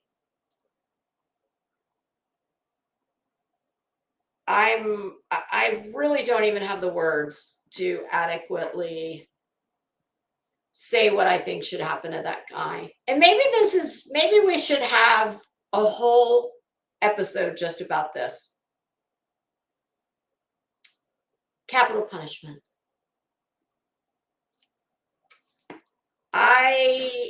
Most of my life, I have been hang 'em high and hang 'em hard and hang 'em fast and make it last a long time. I also am not someone who really gives a shit if you're mentally ill. I don't find that to be an excuse. I mean, I know that I think that there is a very large distinction between mentally ill and evil AF. And they can absolutely exist side by side, and they can be mutually exclusive of one another. That to me is more often the case. And just because you are an evil mofo, that does not, for me, mean, oh yeah, you're mentally ill. You'd have, my husband is of the opinion, his standard answer is, well, you have to be mentally ill just by virtue of what they did. I don't agree. That is, I'm not of that opinion. There are people who are straight up evil. Unfortunately, sometimes they are also very smart. Ted Bundy, Big Ed Kemper, the Unabomber. Although in the case of Ted Kaczynski, now he's one that I do truly believe was mentally ill.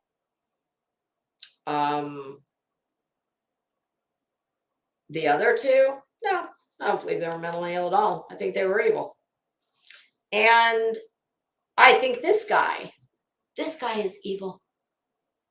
I don't know if he's mentally ill. I don't give a shit if he's mentally ill. He's evil. We all saw him. Cool as a cucumber. Just sitting on the porch like I am as his children are laying slaughtered at his feet. Laid out to traumatize anyone who might be just going by and passing.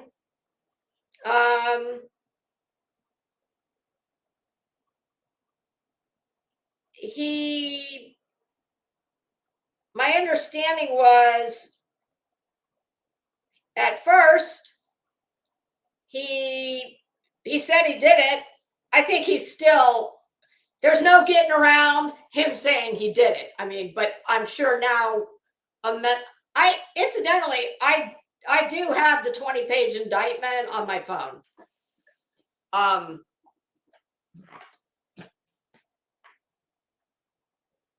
And I don't care. I don't care if he's mentally ill. He's evil. And when I heard the updated, if anybody's interested, the extended body cam footage, you can find it. I'm sure on many channels, but I watched it on the docket. It's about 20 minutes, and there's not much to it. You see him. Oh, something I heard this morning I loved. The cop that was walking him cuffed to the car from the house. That asshole said, "Oh, can you get this wallet out of my back pocket for me?" And he said, "Shut up." And then he said, "You have the right to remain," or wait, did he tell him to shut the fuck up? He actually was cussing at him. He said, "You've got the right to remain silent. Use it and shut up."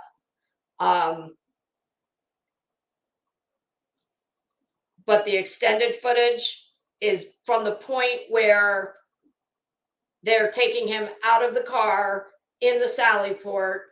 They bring him up to the first windows.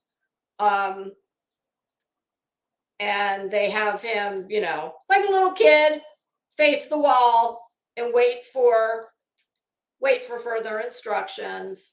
And he's just a little shit. I mean, he doesn't look like a big guy.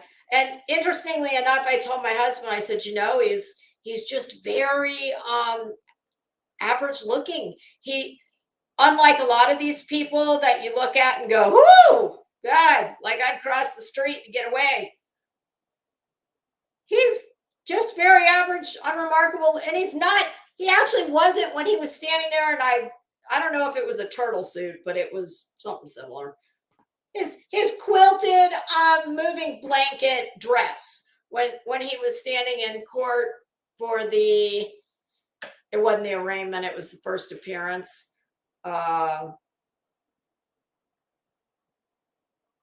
He actually, I told my husband, I said, he's not a bad looking guy.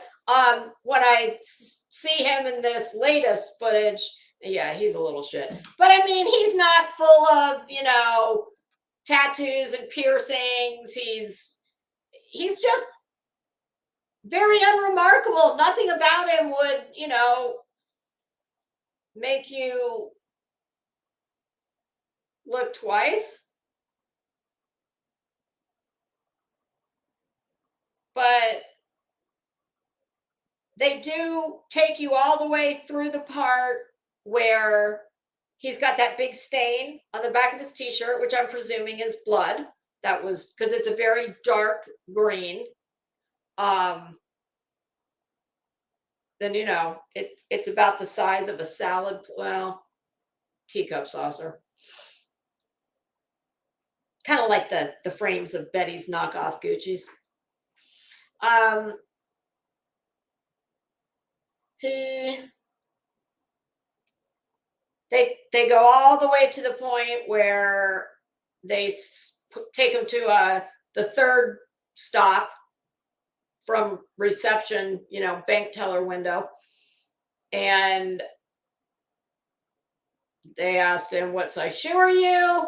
And interestingly enough, after he leaves the first set of the, what I'm calling the reception, and they go through the first set of locked doors to, I'm not sure what that first window was, because the second window was where they took his picture and whatnot, his mugshots. But at the very first stop, after the first, ante room or whatever you want to call it, they had what looked like an IKEA bag of blue.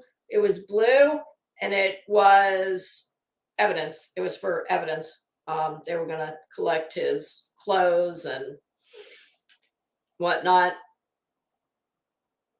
But that's where it stops. They show him. It was weird because they told him to take his shirt off, and they asked him, what size shoe he was. And you've never seen a dude who was so enthusiastic to disrobe. I mean, it was weird. It was one of the stranger things. He whipped that shirt off, and before they even told him, he was dropping trowel, and then he was dropping everything, and it was, run your index finger back and forth at least 2 times on your upper and bottom gum line, the ears, pick up the show us the sole of your left and your right foot, pick up your tongue, and then of course the one that, the infamous one we all, oh God, what's coming. Yes, he said, squat down like you're doing a catcher's pose and cough real hard 3 times. And then that was it. But the other thing I listened to on the docket was the reading of the indictment. And the judge wanted each charge read individually. So it took quite a while, because there was 8 first-degree murders. And of course, there's all kinds of aggravating circumstances, victim under 13 years old, lots of, it's bad. But when the prosecutor got up to explain why he should have no bond, what was interesting was the defense, you could tell the defense did not want the prosecutor to speak. They immediately said, we'll stipulate to, very high bond or no bond, whatever. They did not want him giving the public any details that didn't need to come out right now. So this is what I learned this morning that I had not heard before. The prosecutor said the first victim was the 4-year-old, killed in the house 2 times in the back of the head, I believe. The next child was the 7-year-old that ran for his life through the field. He shot him in the back. The child fell to the ground, incapacitated, but still alive. And I think he used the word struggling. And that evil waste of skin, yes, fuck you, sir. May you burn in hell. And I hope it's a long, painful journey to get there. I hope you're basically what would be, there's nothing that we could give you, not in our justice system through the law. Possibly the other inmates, though, they could possibly give you that much of what you deserve. And in my mind, that would be nothing short of being, let's just say, repeatedly, well, I think you all know what I'm getting at. Violated by every inmate there, and whatever objects might be handy as well. Basically until you just split open. That would work for me, and I'm really not kidding. And I'm trying to make it this as least. I'm trying not to say certain words. I'm pretty sure you guys all know what I'm saying. Hey, Grain, how you doing? So that child falls. He puts 2 bullets in that child's head, and back to the house. At some point, the daughter runs screaming in hysterics from the house, saying he's killing everyone. And the 3-year-old was in the mother's arms, and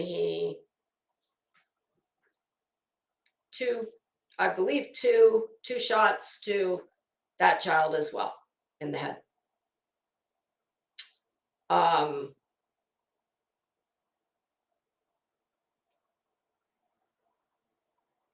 I truly don't think there are any words.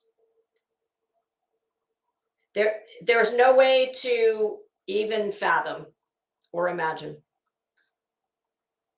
how the mother and the daughter, and let's face it, every family member of both of them, his waste of skin self,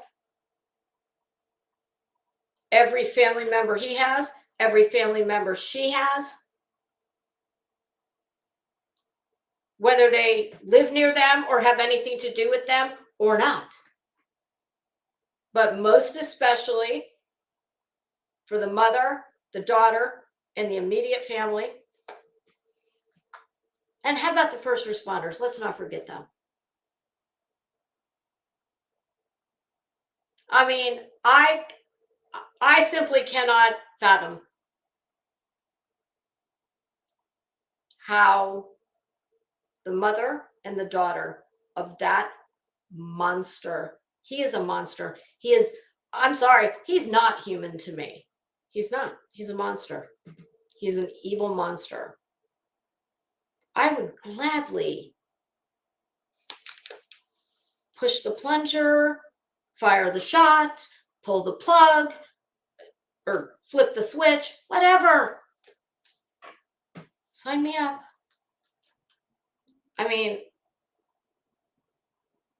That woman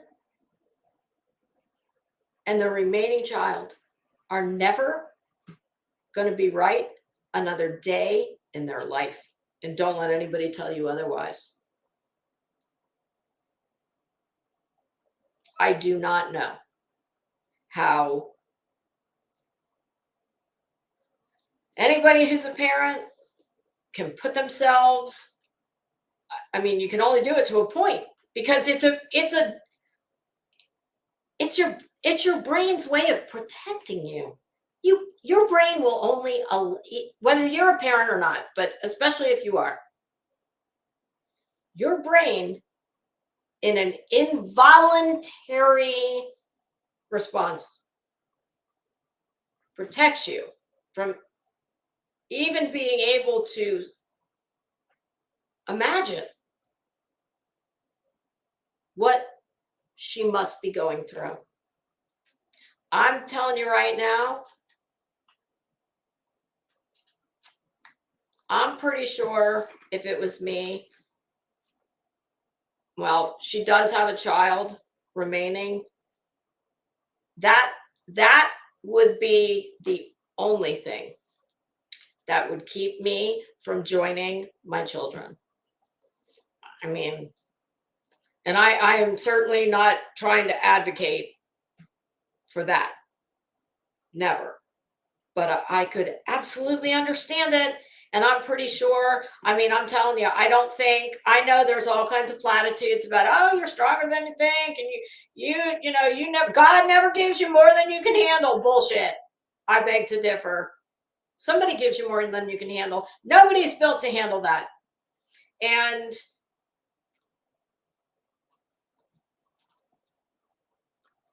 we just can't. We cannot fathom. We can say what all normal, caring people say, which is, oh my God, can you imagine? I just can't. That's all we can say, because we cannot fathom it's a completely involuntary thing that your brain protects you from. You cannot. Your mind won't let you go there. It just won't.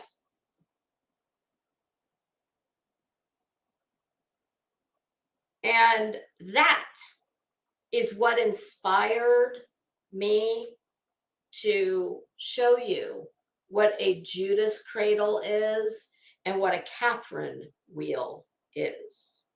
Because I'm telling you, this country is a fucking mess. We're in a mess. Society is in shambles.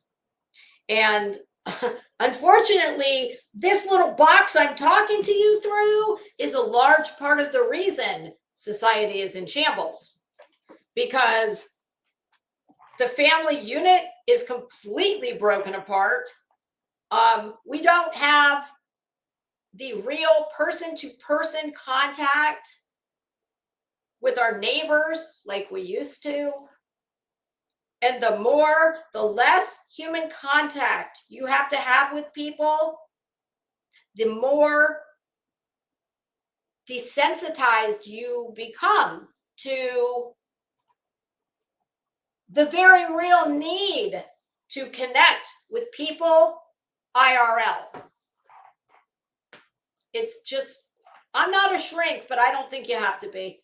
I mean, this is not rocket science. It's really not. I'm a very normal person, despite what some might think. I even find myself, what's the best time to call? Text. I don't want no, don't call me, just text me. We don't even have to go get our groceries anymore. It every day the technology makes it possible for us to have less and less and less and less and less real human communication. And the further you get away from real human contact, to me, is that's just a little more understanding and empathy you lose each day. And I think it's particularly disastrous for the generation after mine, where we know, my husband and I were talking about this the other day. Like my husband's 10 years older than me. I'm 53, he's 63. I'm like the last generation or close to it that knows what it is like to have existed without the internet, to know what a landline phone is, to have to, my goodness, not only did you not have necessarily a TV that was in color, if you did have a color TV, I had a black and white TV in my room, and most of my friends didn't have TVs in their room at all. It had what they call bunny ears on it, antennas. So if you were lucky enough to have a TV that wasn't black and white and it was in color, well, you damn sure had to get up to change the channel. Oh, and there is that. There was usually no more than 5 of them: ABC, NBC, CBS, and 2 local affiliates if you were lucky. I remember when MTV debuted in I believe it was 80 or 81. I want my MTV. I mean, this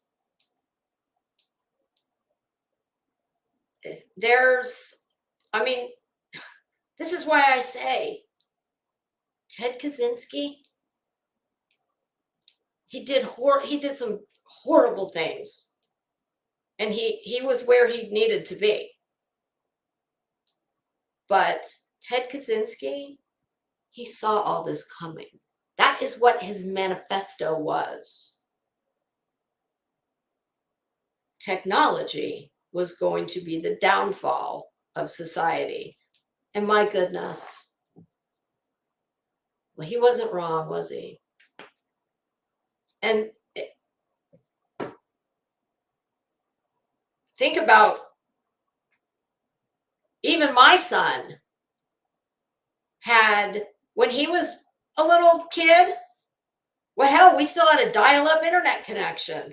So even though he's closer to 30 than 20, he was kind of at the sweet spot where, I mean, he had a cell phone when he was in 8th grade, but that was mainly for me because, school shootings were becoming prevalent, but it really wasn't even that. It was just, I was always overprotective. I only have one.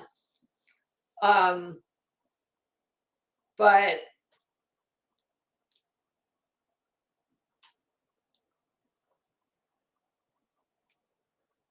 it really is. It is. There is a complete, and I promise you, I am not speaking from any political persuasion at all. That this is not about politics. This is a cultural, societal problem. We are absolutely experiencing the breakdown of the family. And that's a problem. I mean, I was a single mother for many years.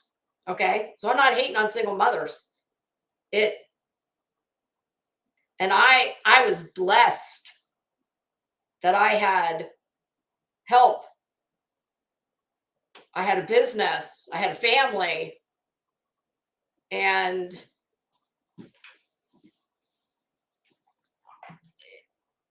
but it still wasn't easy.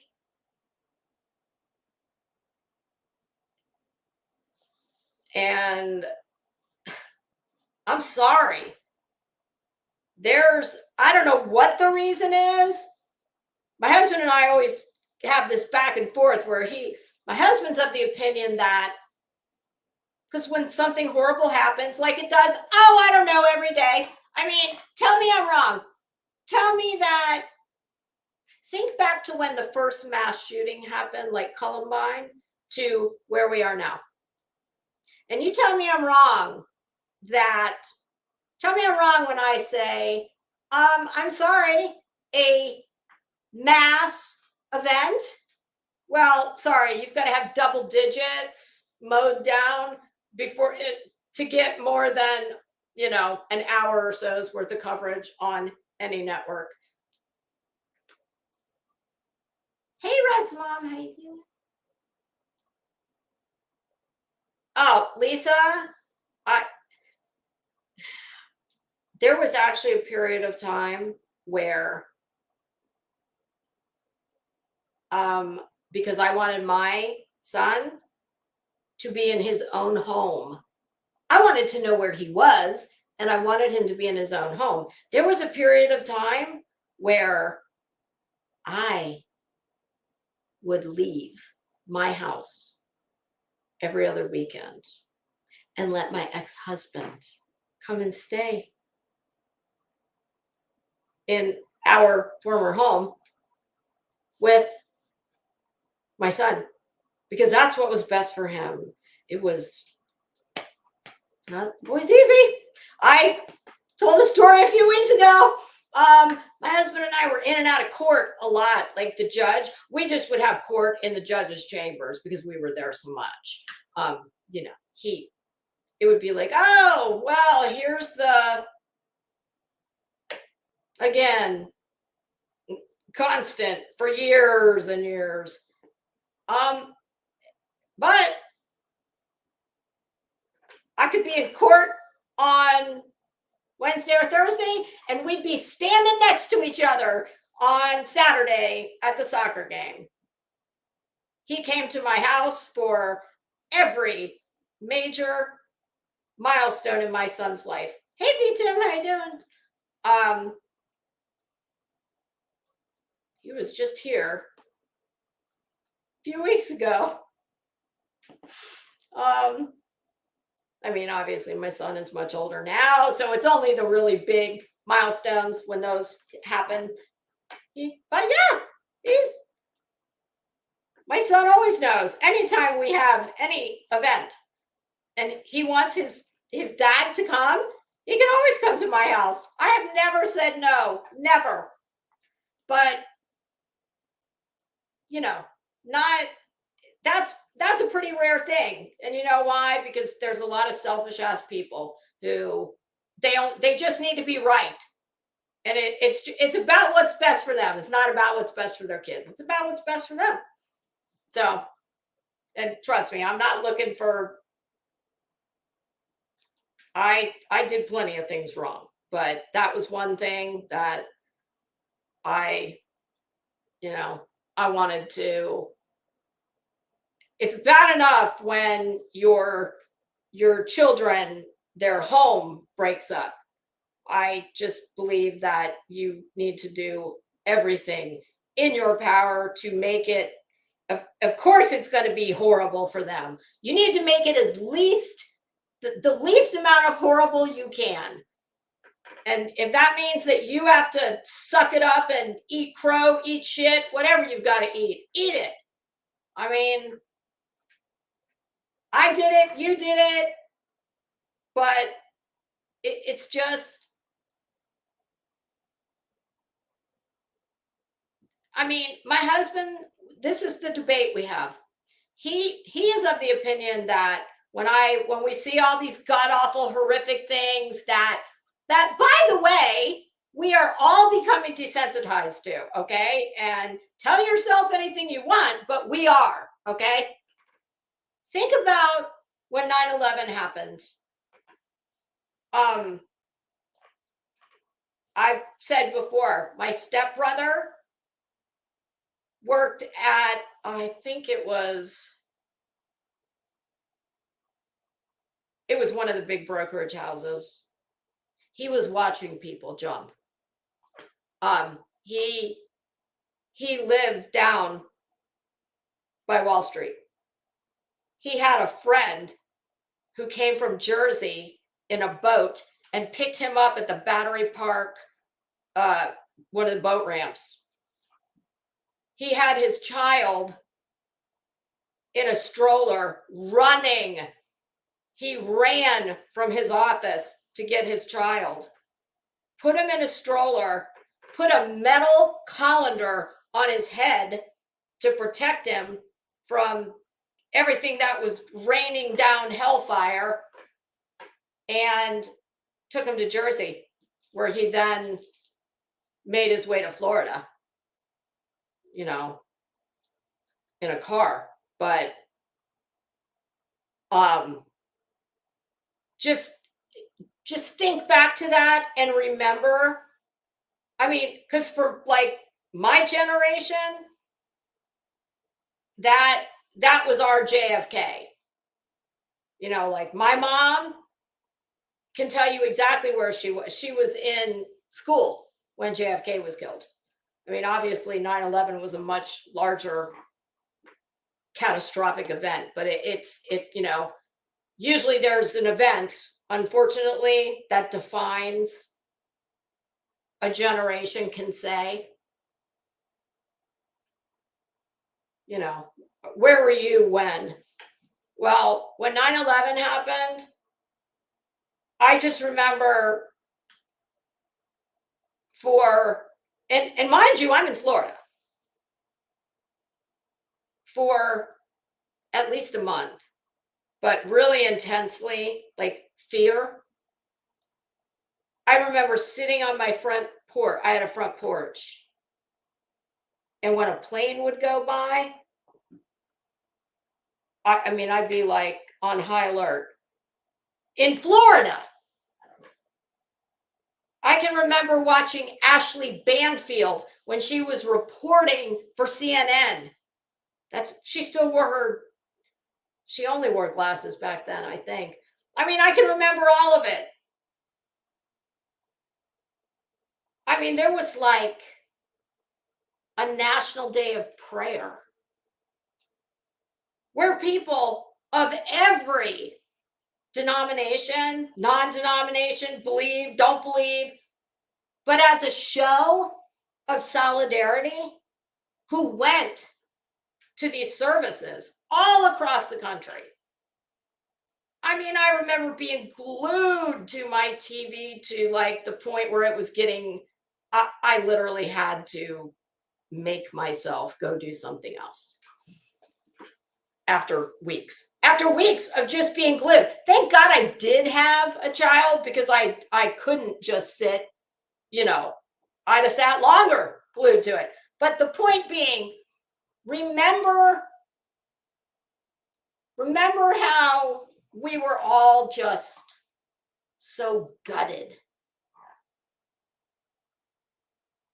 You couldn't buy an American flag. You could not.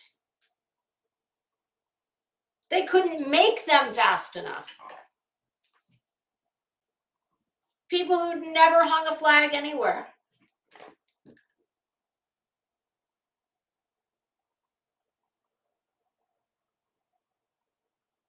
And think where we sit now. I mean, obviously the numbers are smaller, but now we have, I don't know how many school bang bangs do we have? Oh, they're weekly. And yeah, if you don't, at least double digits need to happen before you're going to get any kind of meaningful coverage like you would have had years ago. Well, that's because we're all desensitized, because the more this shit happens, the more it just becomes, of course, normal people are never going to find it normal, but it's just becomes a regular thing that happens, that is going to happen. I mean, my child tells me, and this is it's so sad, but I'm also glad he does it. I mean, he tells me that whenever he goes to like a place like a Walmart or whatever, he always drives all the way around the place, at least, if it's not one he's familiar with, because he wants to know where are all the points of entry and exit. I mean, how pathetic is that? I've never in my life, I still don't even think that way. But that's because I don't come from a time when we had to do that. So my husband thinks that people like this evil. I mean, I'm sorry. I can't come up with enough words for this guy. I can't conjure up enough horrible things, but oh, yes, I can. Hence, what I'm going to show you in a minute, the Judas cradle and the Catherine wheel. Or wheel of Catherine? No, Catherine wheel. Neither one makes sense, but it will when I read it to you.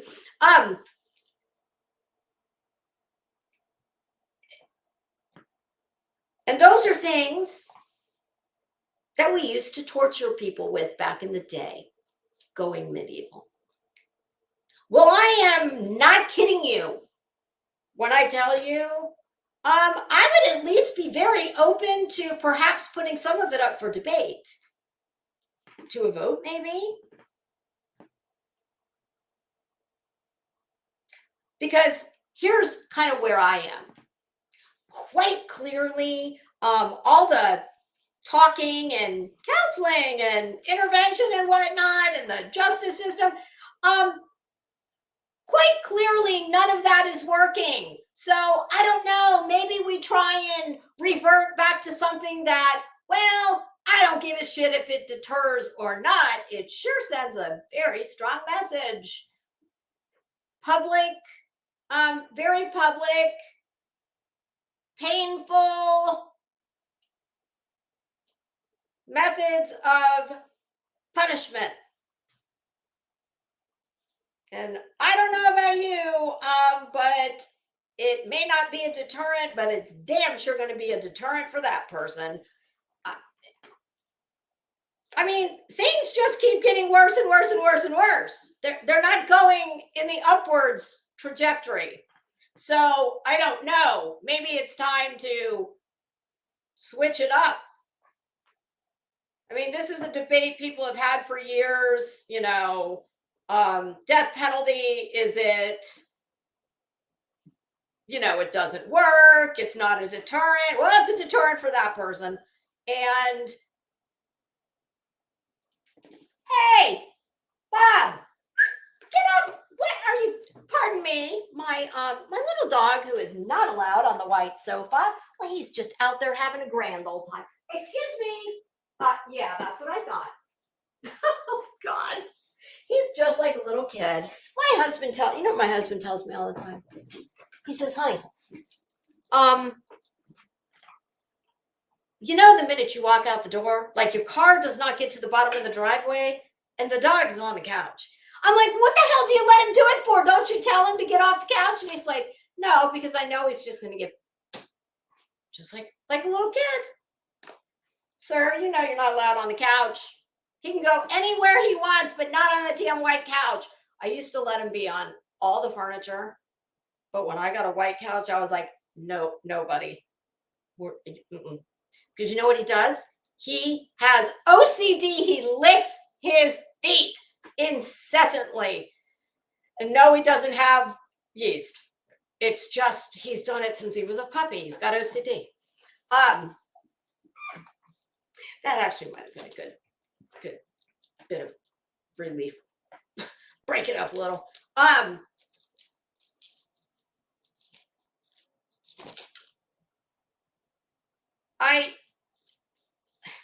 mean, truly, when I saw this evil bastard, he's a waste of skin. This guy is a waste of skin. I'm sorry. In my mind, he is not redeemable.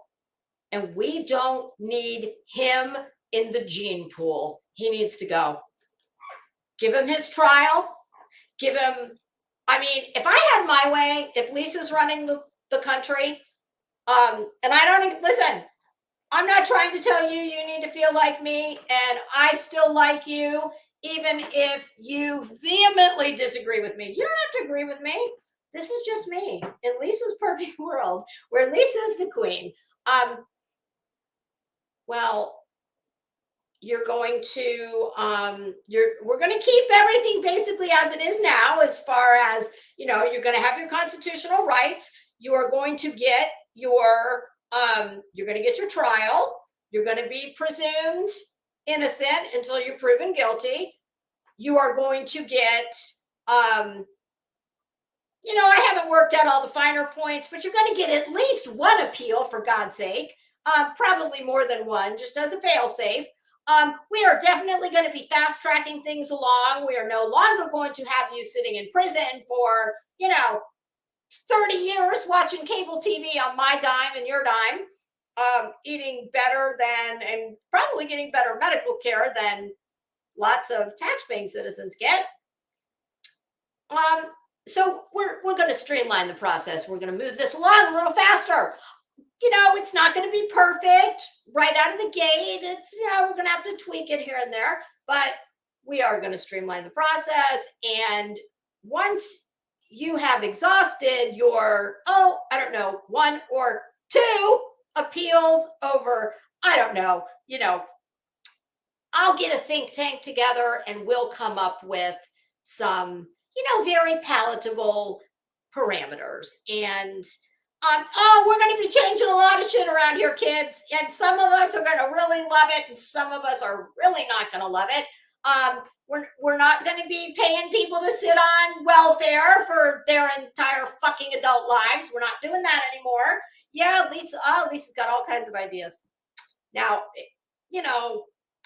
I'm just going to have to be appointed the ruler because I don't like politics. Politics, what do they say? Politics are sports for ugly people. Yeah, I'm not a fan of politics. Politics is one of the grimiest, most filthy businesses in the world, which might explain why Bullhorn Betty is, she so loves politics.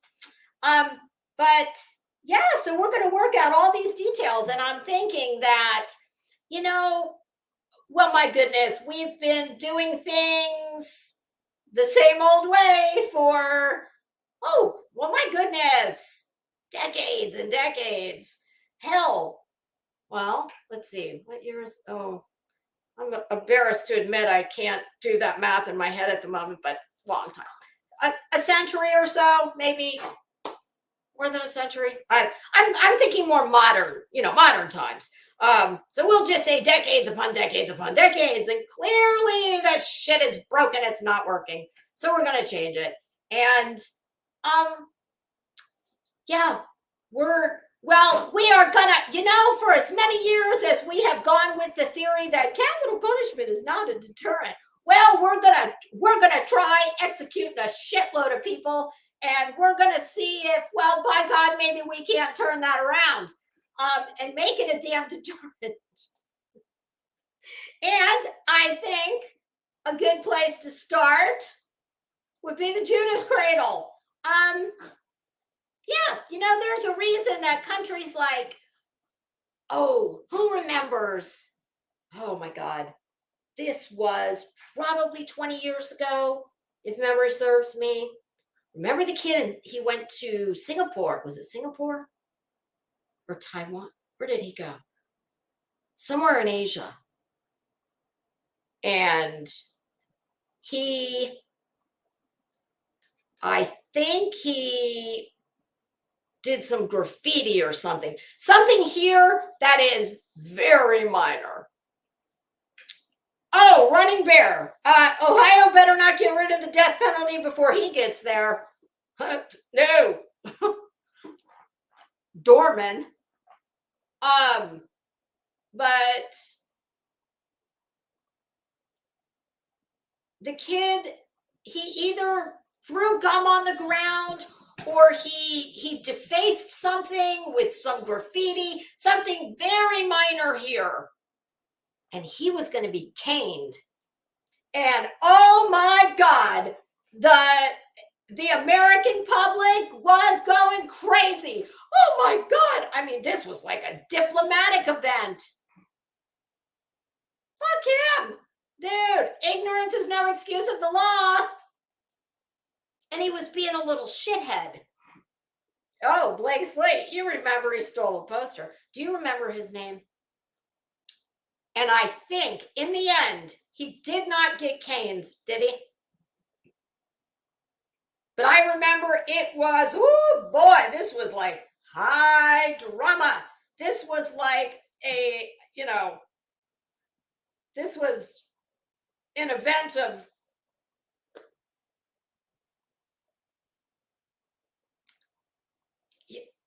no, not Otto came Ash. Before Otto.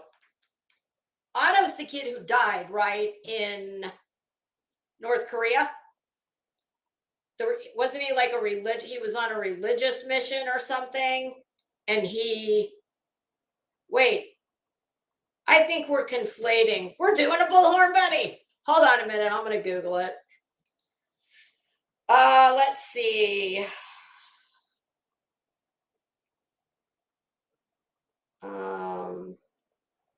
Let's see. We'll say U.S. citizen faced caning.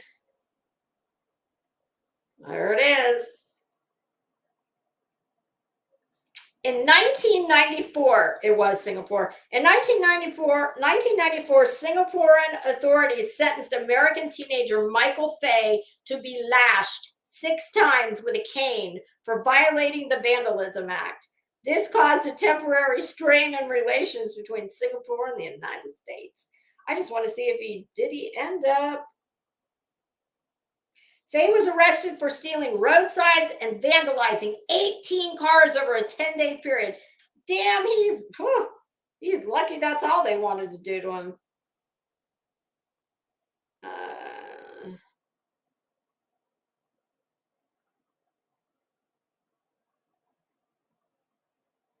The number of cane strokes in Fay's sentence was ultimately reduced from 6 to 4 after the United States officials requested leniency. Sentence was carried out May 5th, 1994. And here's what I'm going to say about that.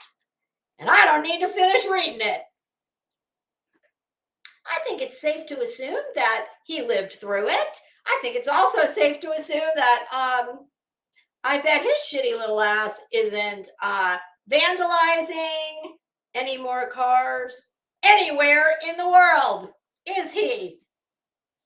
Yeah, I personally believe that it's time to, I don't know, maybe, perhaps it's time to take a page out of the book of some of the societies in this world who have a whole hell of a lot less vile, evil occurrences every day of the week than we do.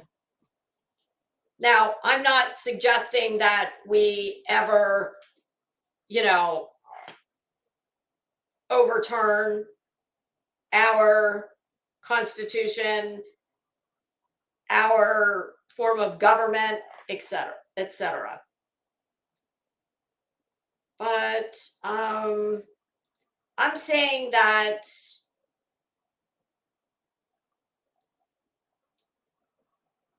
the thought I keep not finishing with my husband and I, the debate we have, when something god awful like this happens, or even something to a lesser degree of horror, but horror nonetheless, and I'll say, oh my God, did you see this, blah, blah, enter awful events? And quite naturally, my everyday woman, normal person response is, what the fuck is wrong with people? Why is this happening all the time?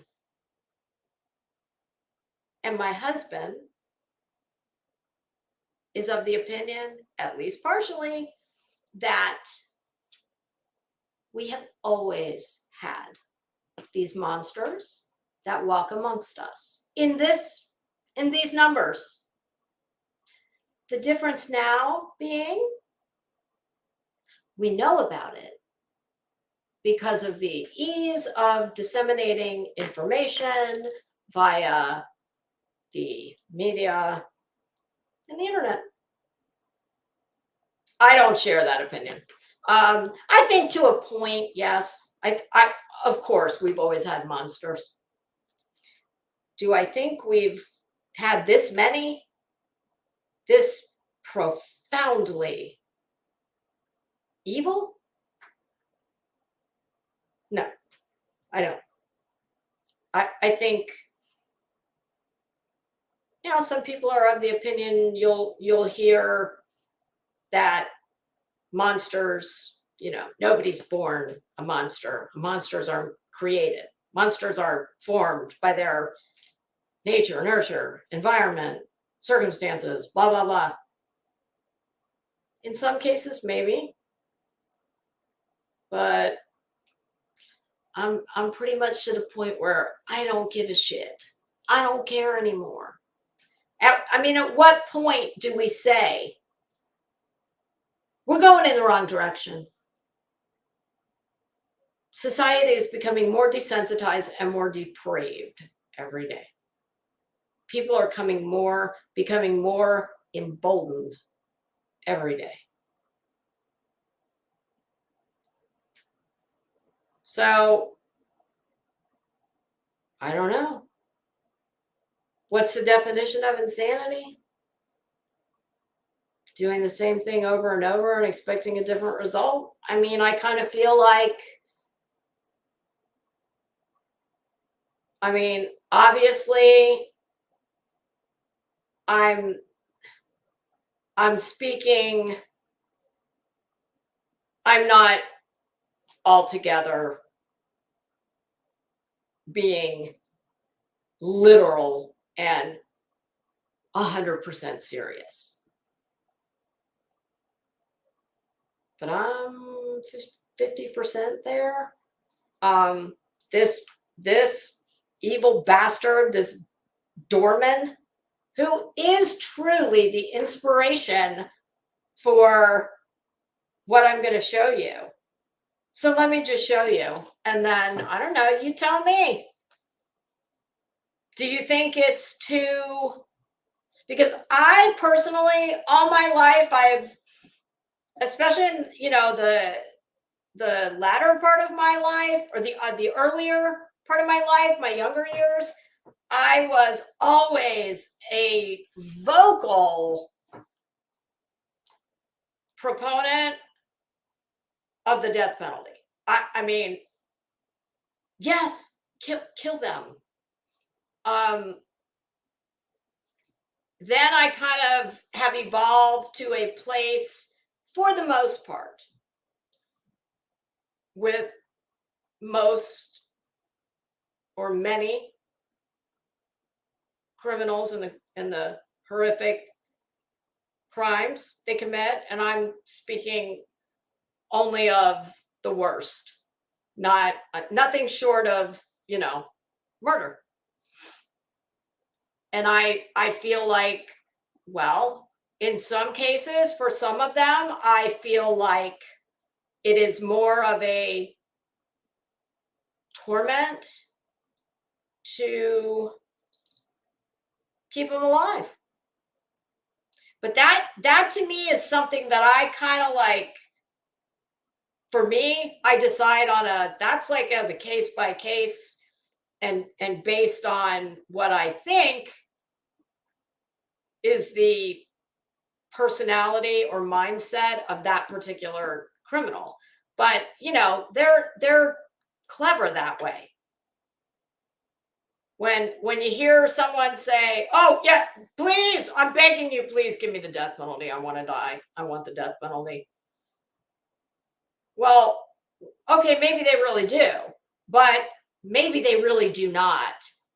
Believe it or not, most of these people are pretty devious. So it's not altogether hard to believe that someone who very much does not want the death penalty would emphatically insist that they do. So there's no way to really know. But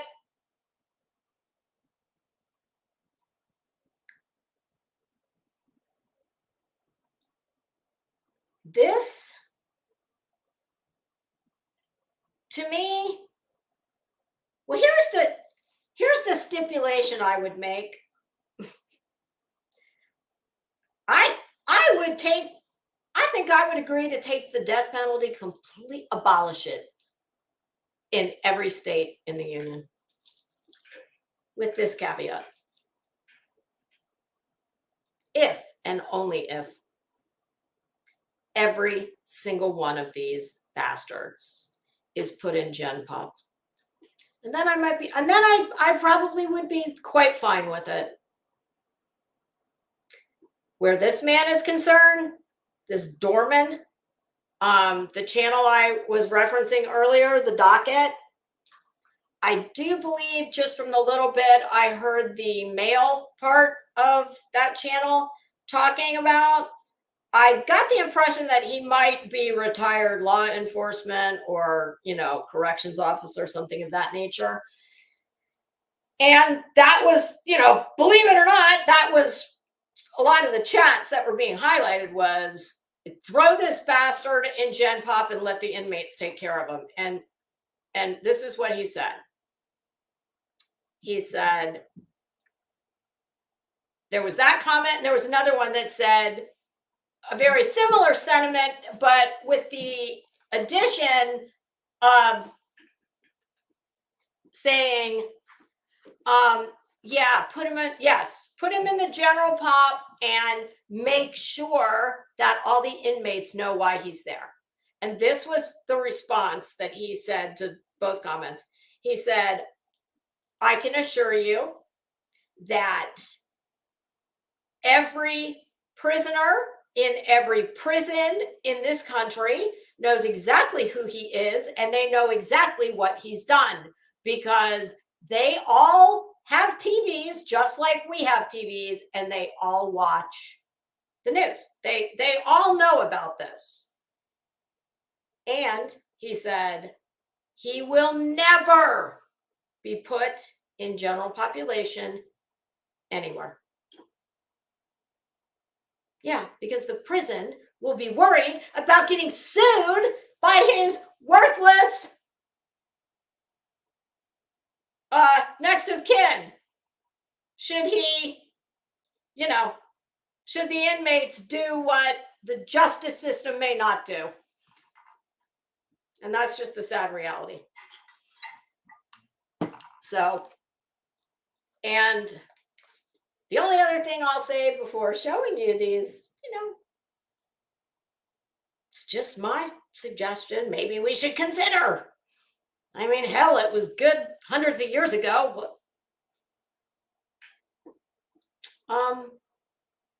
and that would be this. If you have ever been the victim of a crime, most especially a fatality, well, you have an entirely different perspective than people who have not had the misfortune to get a glimpse of that side of the criminal justice system. And all I am going to say about it is I've made reference before that I have a family member who was involved in a traffic fatality where the person who is now sitting in prison was, well, it would be easier to tell you what wasn't in his system as he was barreling down a road going about 50 miles over the speed limit, which was already, it wasn't 20. And quite fortunately, my family member walked away.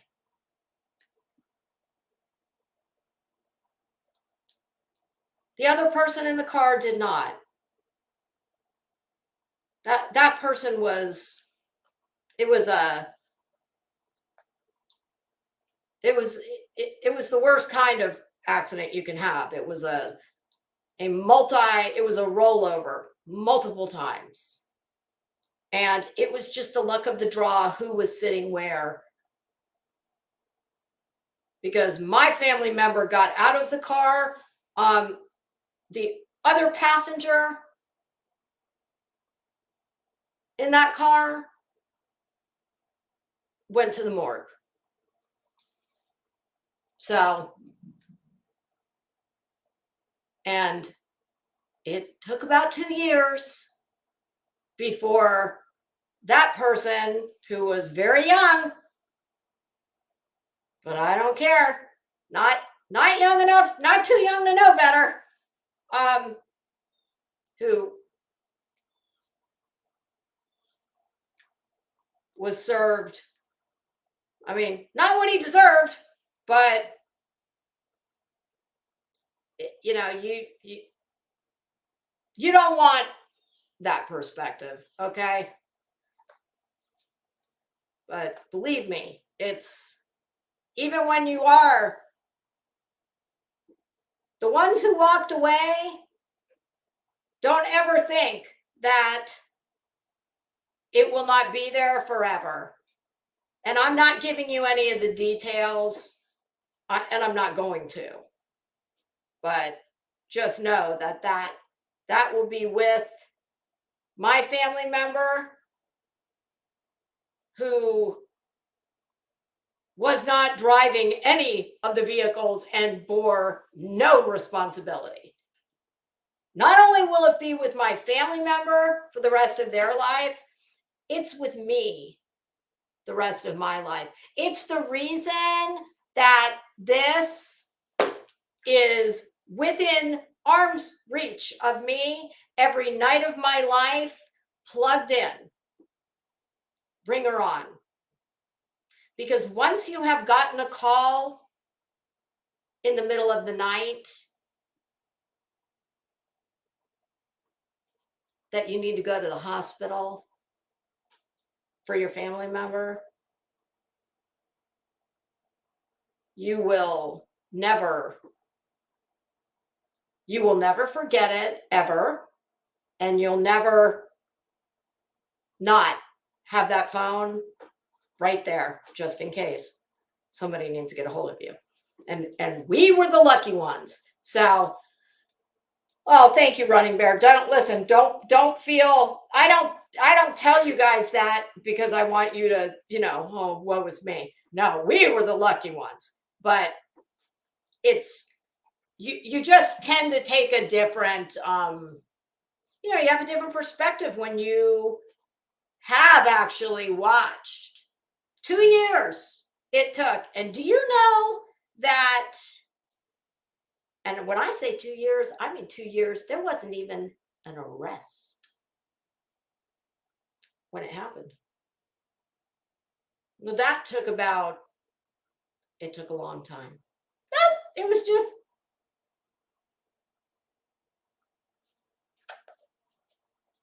the governing body that deals with those kinds of things came and did reports, and that was it. Worked out in the end, but it was a long road, I can tell you that. And like I said, we were the lucky ones. I think about the not so lucky one. And trust me when I tell you, it was a slap in the face, the sentence. A slap in the face. Not even, it wasn't even a, let's see. The sentence didn't even represent, not even a third of the dead person's life on earth. So, and believe it or not, this wasn't someone that had a lengthy history, but there was history there. So, all right, so let me show you what one of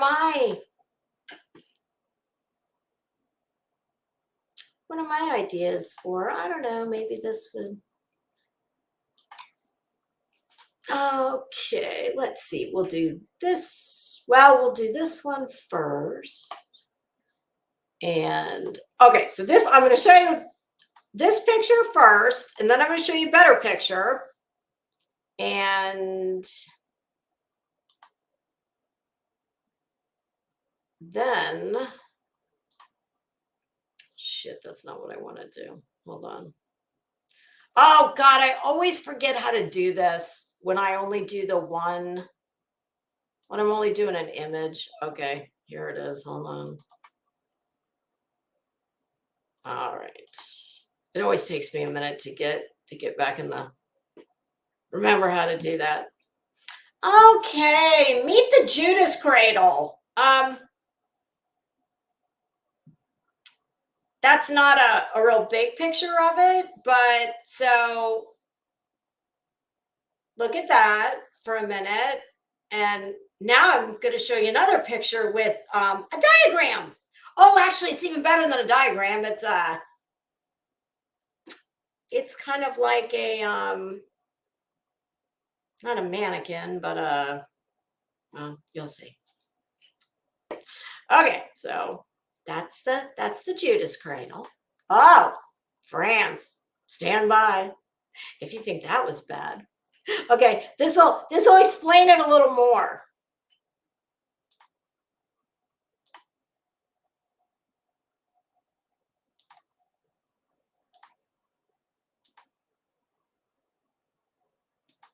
Okay, does that help any? There's a larger Judas cradle pictured, and then you can kind of see the diagram. So what we have here, the little sketch on the right. So they would hoist the poor bastard who's gonna take a seat on the Judas cradle. They would hoist you right above that, that very sharp point, and then chain to both wrists and both ankles would be weighted sandbags. Well, I guess you can imagine what happens as you are being forced onto that very sharp point and weighted down. I mean, I don't know. Do you think that Chad Dorman warrants a seat on the Judas cradle? Oh, I do. I would have no problem seeing that evil piece of shit that sits at the right hand of Satan, waste of skin. Have a seat, Chad. Enjoy. What? You don't like the Judas cradle? You think that look? Oh goodness, you're right. It does. Yeah, it does. It looks real painful. But I mean, dude, look what you did. Okay, well, I mean, if you can't,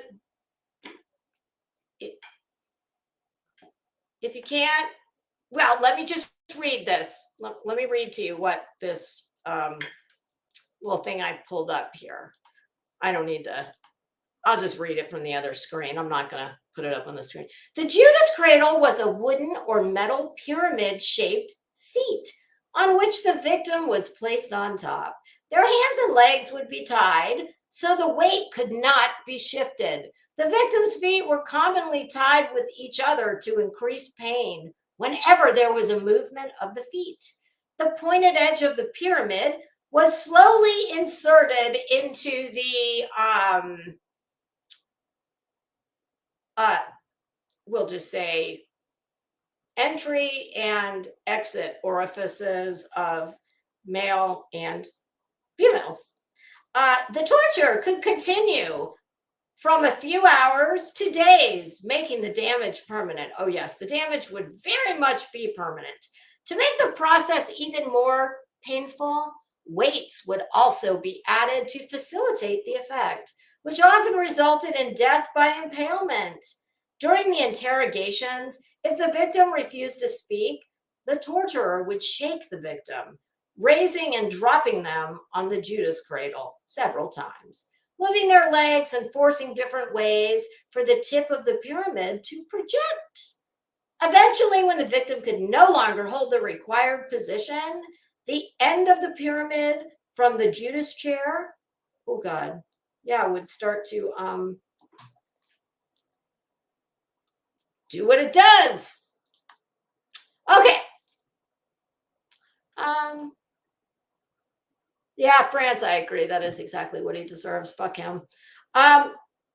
Okay, but if you have delicate sensibilities and you just cannot stand the thought of the Judas chair, I have another alternative. Don't worry. And this is one that I had not done in my previous episode like this. So this one is new to me. I had not seen this, but I thought, well, my goodness, that sounds interesting. Now, some people, I've seen it called two things. The Catherine wheel. Well, it just looks like an innocuous spinning wheel, doesn't it? I mean, who was that? Wasn't that Sleeping Beauty. No, wait, Snow White. Snow White, she pricked her finger on the spinning wheel. I don't think it was the Catherine wheel, also known as the breaking wheel. Anyone care to venture a guess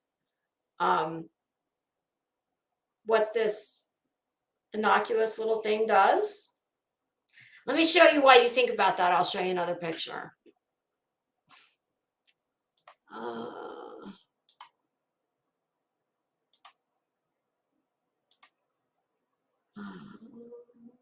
Oh, here's a good one. Oh, and this will give you a better idea of how it actually works.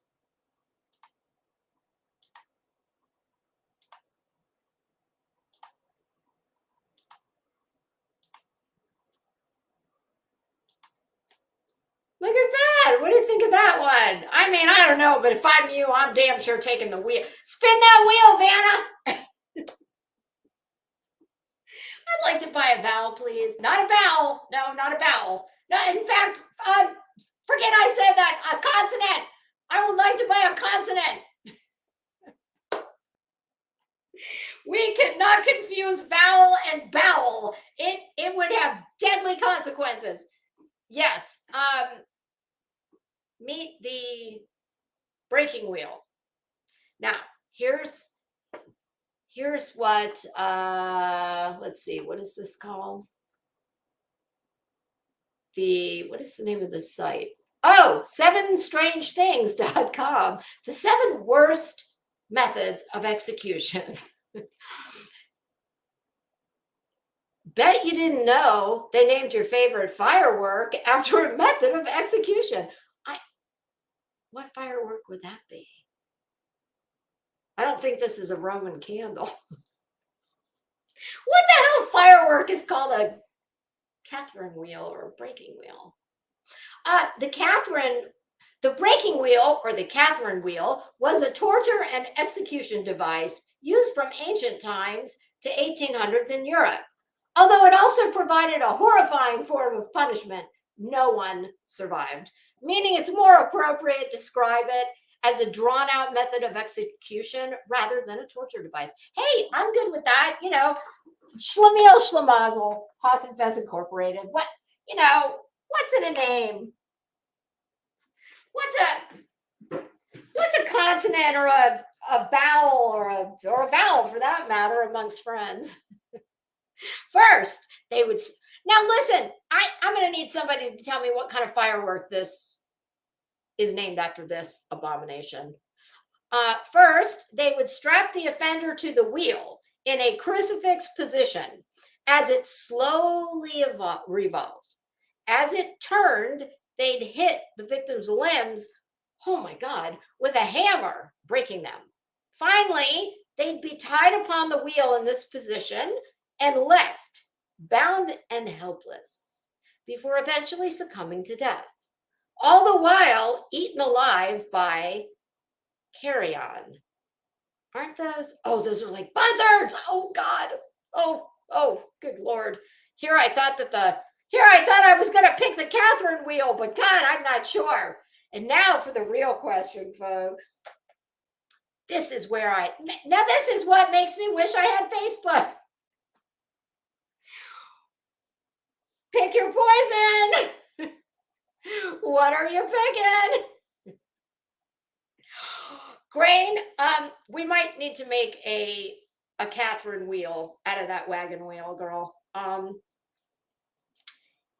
Well, I don't know if you were listening while you were out in the yard, but I was just saying that evil bastard, Chad Dorman, he inspired these two medieval devices that I'm trying to make a case for us perhaps at least strongly considering bringing one of these two or some others back into service in American jurisprudence. I mean, they say that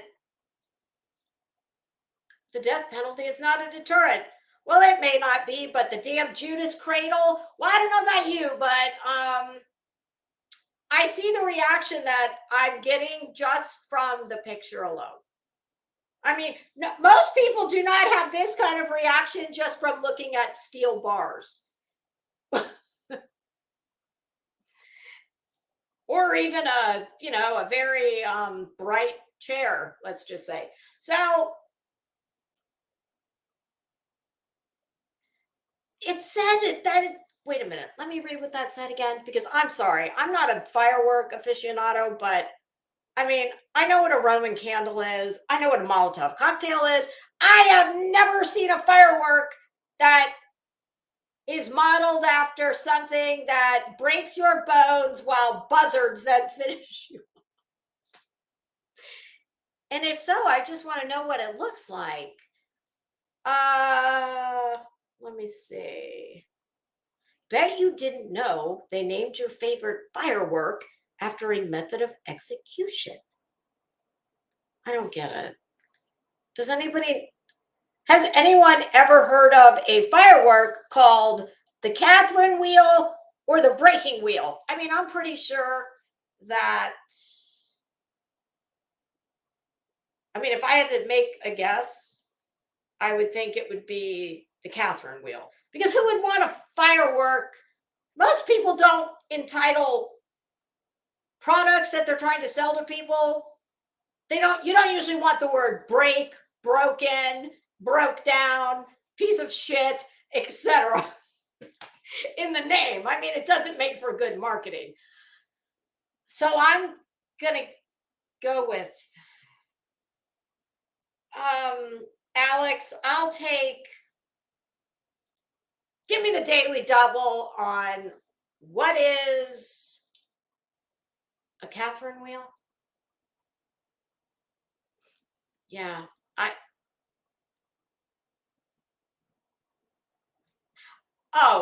Grain, I don't know that the system will take care of him. I heard this morning on a channel I've never seen before. This is the first time I've ever been there, as I was up very early.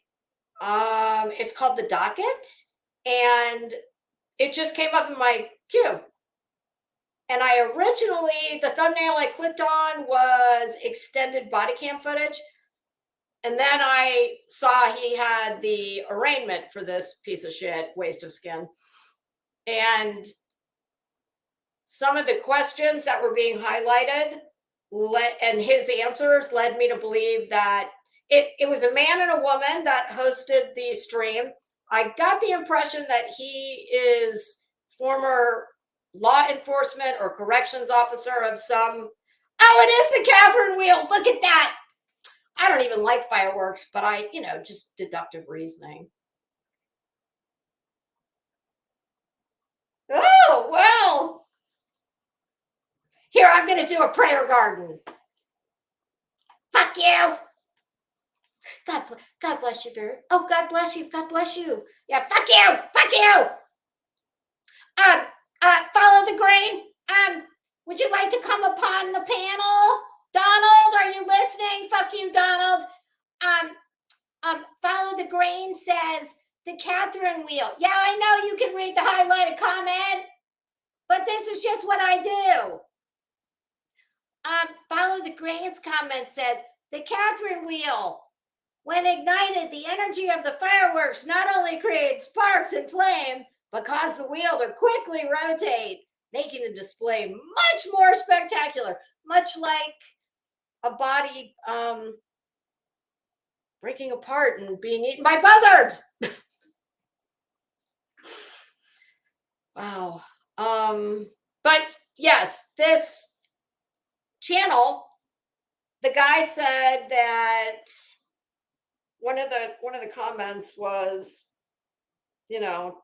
I wish that this guy would just be put in the gen pop and all the inmates told what he did and let them take care of him. I mean, most of us say some form of that, but this guy said that every prisoner in every prison in this country knows what this guy did because they all watch the news just like we do. And he said that he will never be put in gen pop anywhere because it's too much of a liability, because that's exactly what would happen. So, I'd be fine with taking the Judas cradle off the table, as well as the Catherine wheel, if and only if, well, hell, I'd take all death penalty off the table, if and only if we could put him in gen pop and, just let the prisoners do what they do. So, but I don't think that's going to happen. So, well, y'all,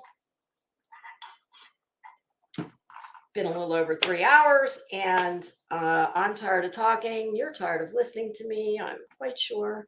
And my dog wants to go out. Oh, it looks like it's going to rain too.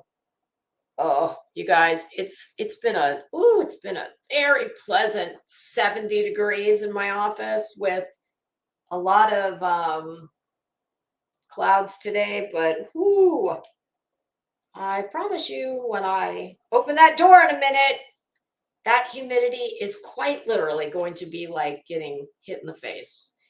It is so hot here. So I'm going to go walk my dog before it rains, and I definitely will not be here tomorrow. I'm getting my hair done. Yay! No more root zipper. And it's the 4th of July. It's on Tuesday, right? I don't know. I might pop on this weekend. It'll just depend on what's going on. I think I've got family coming over. I'm not sure, but I will see all of you. I'll see you. I'll see you when I see you. Be safe out there, everybody. And till we meet again. Bye.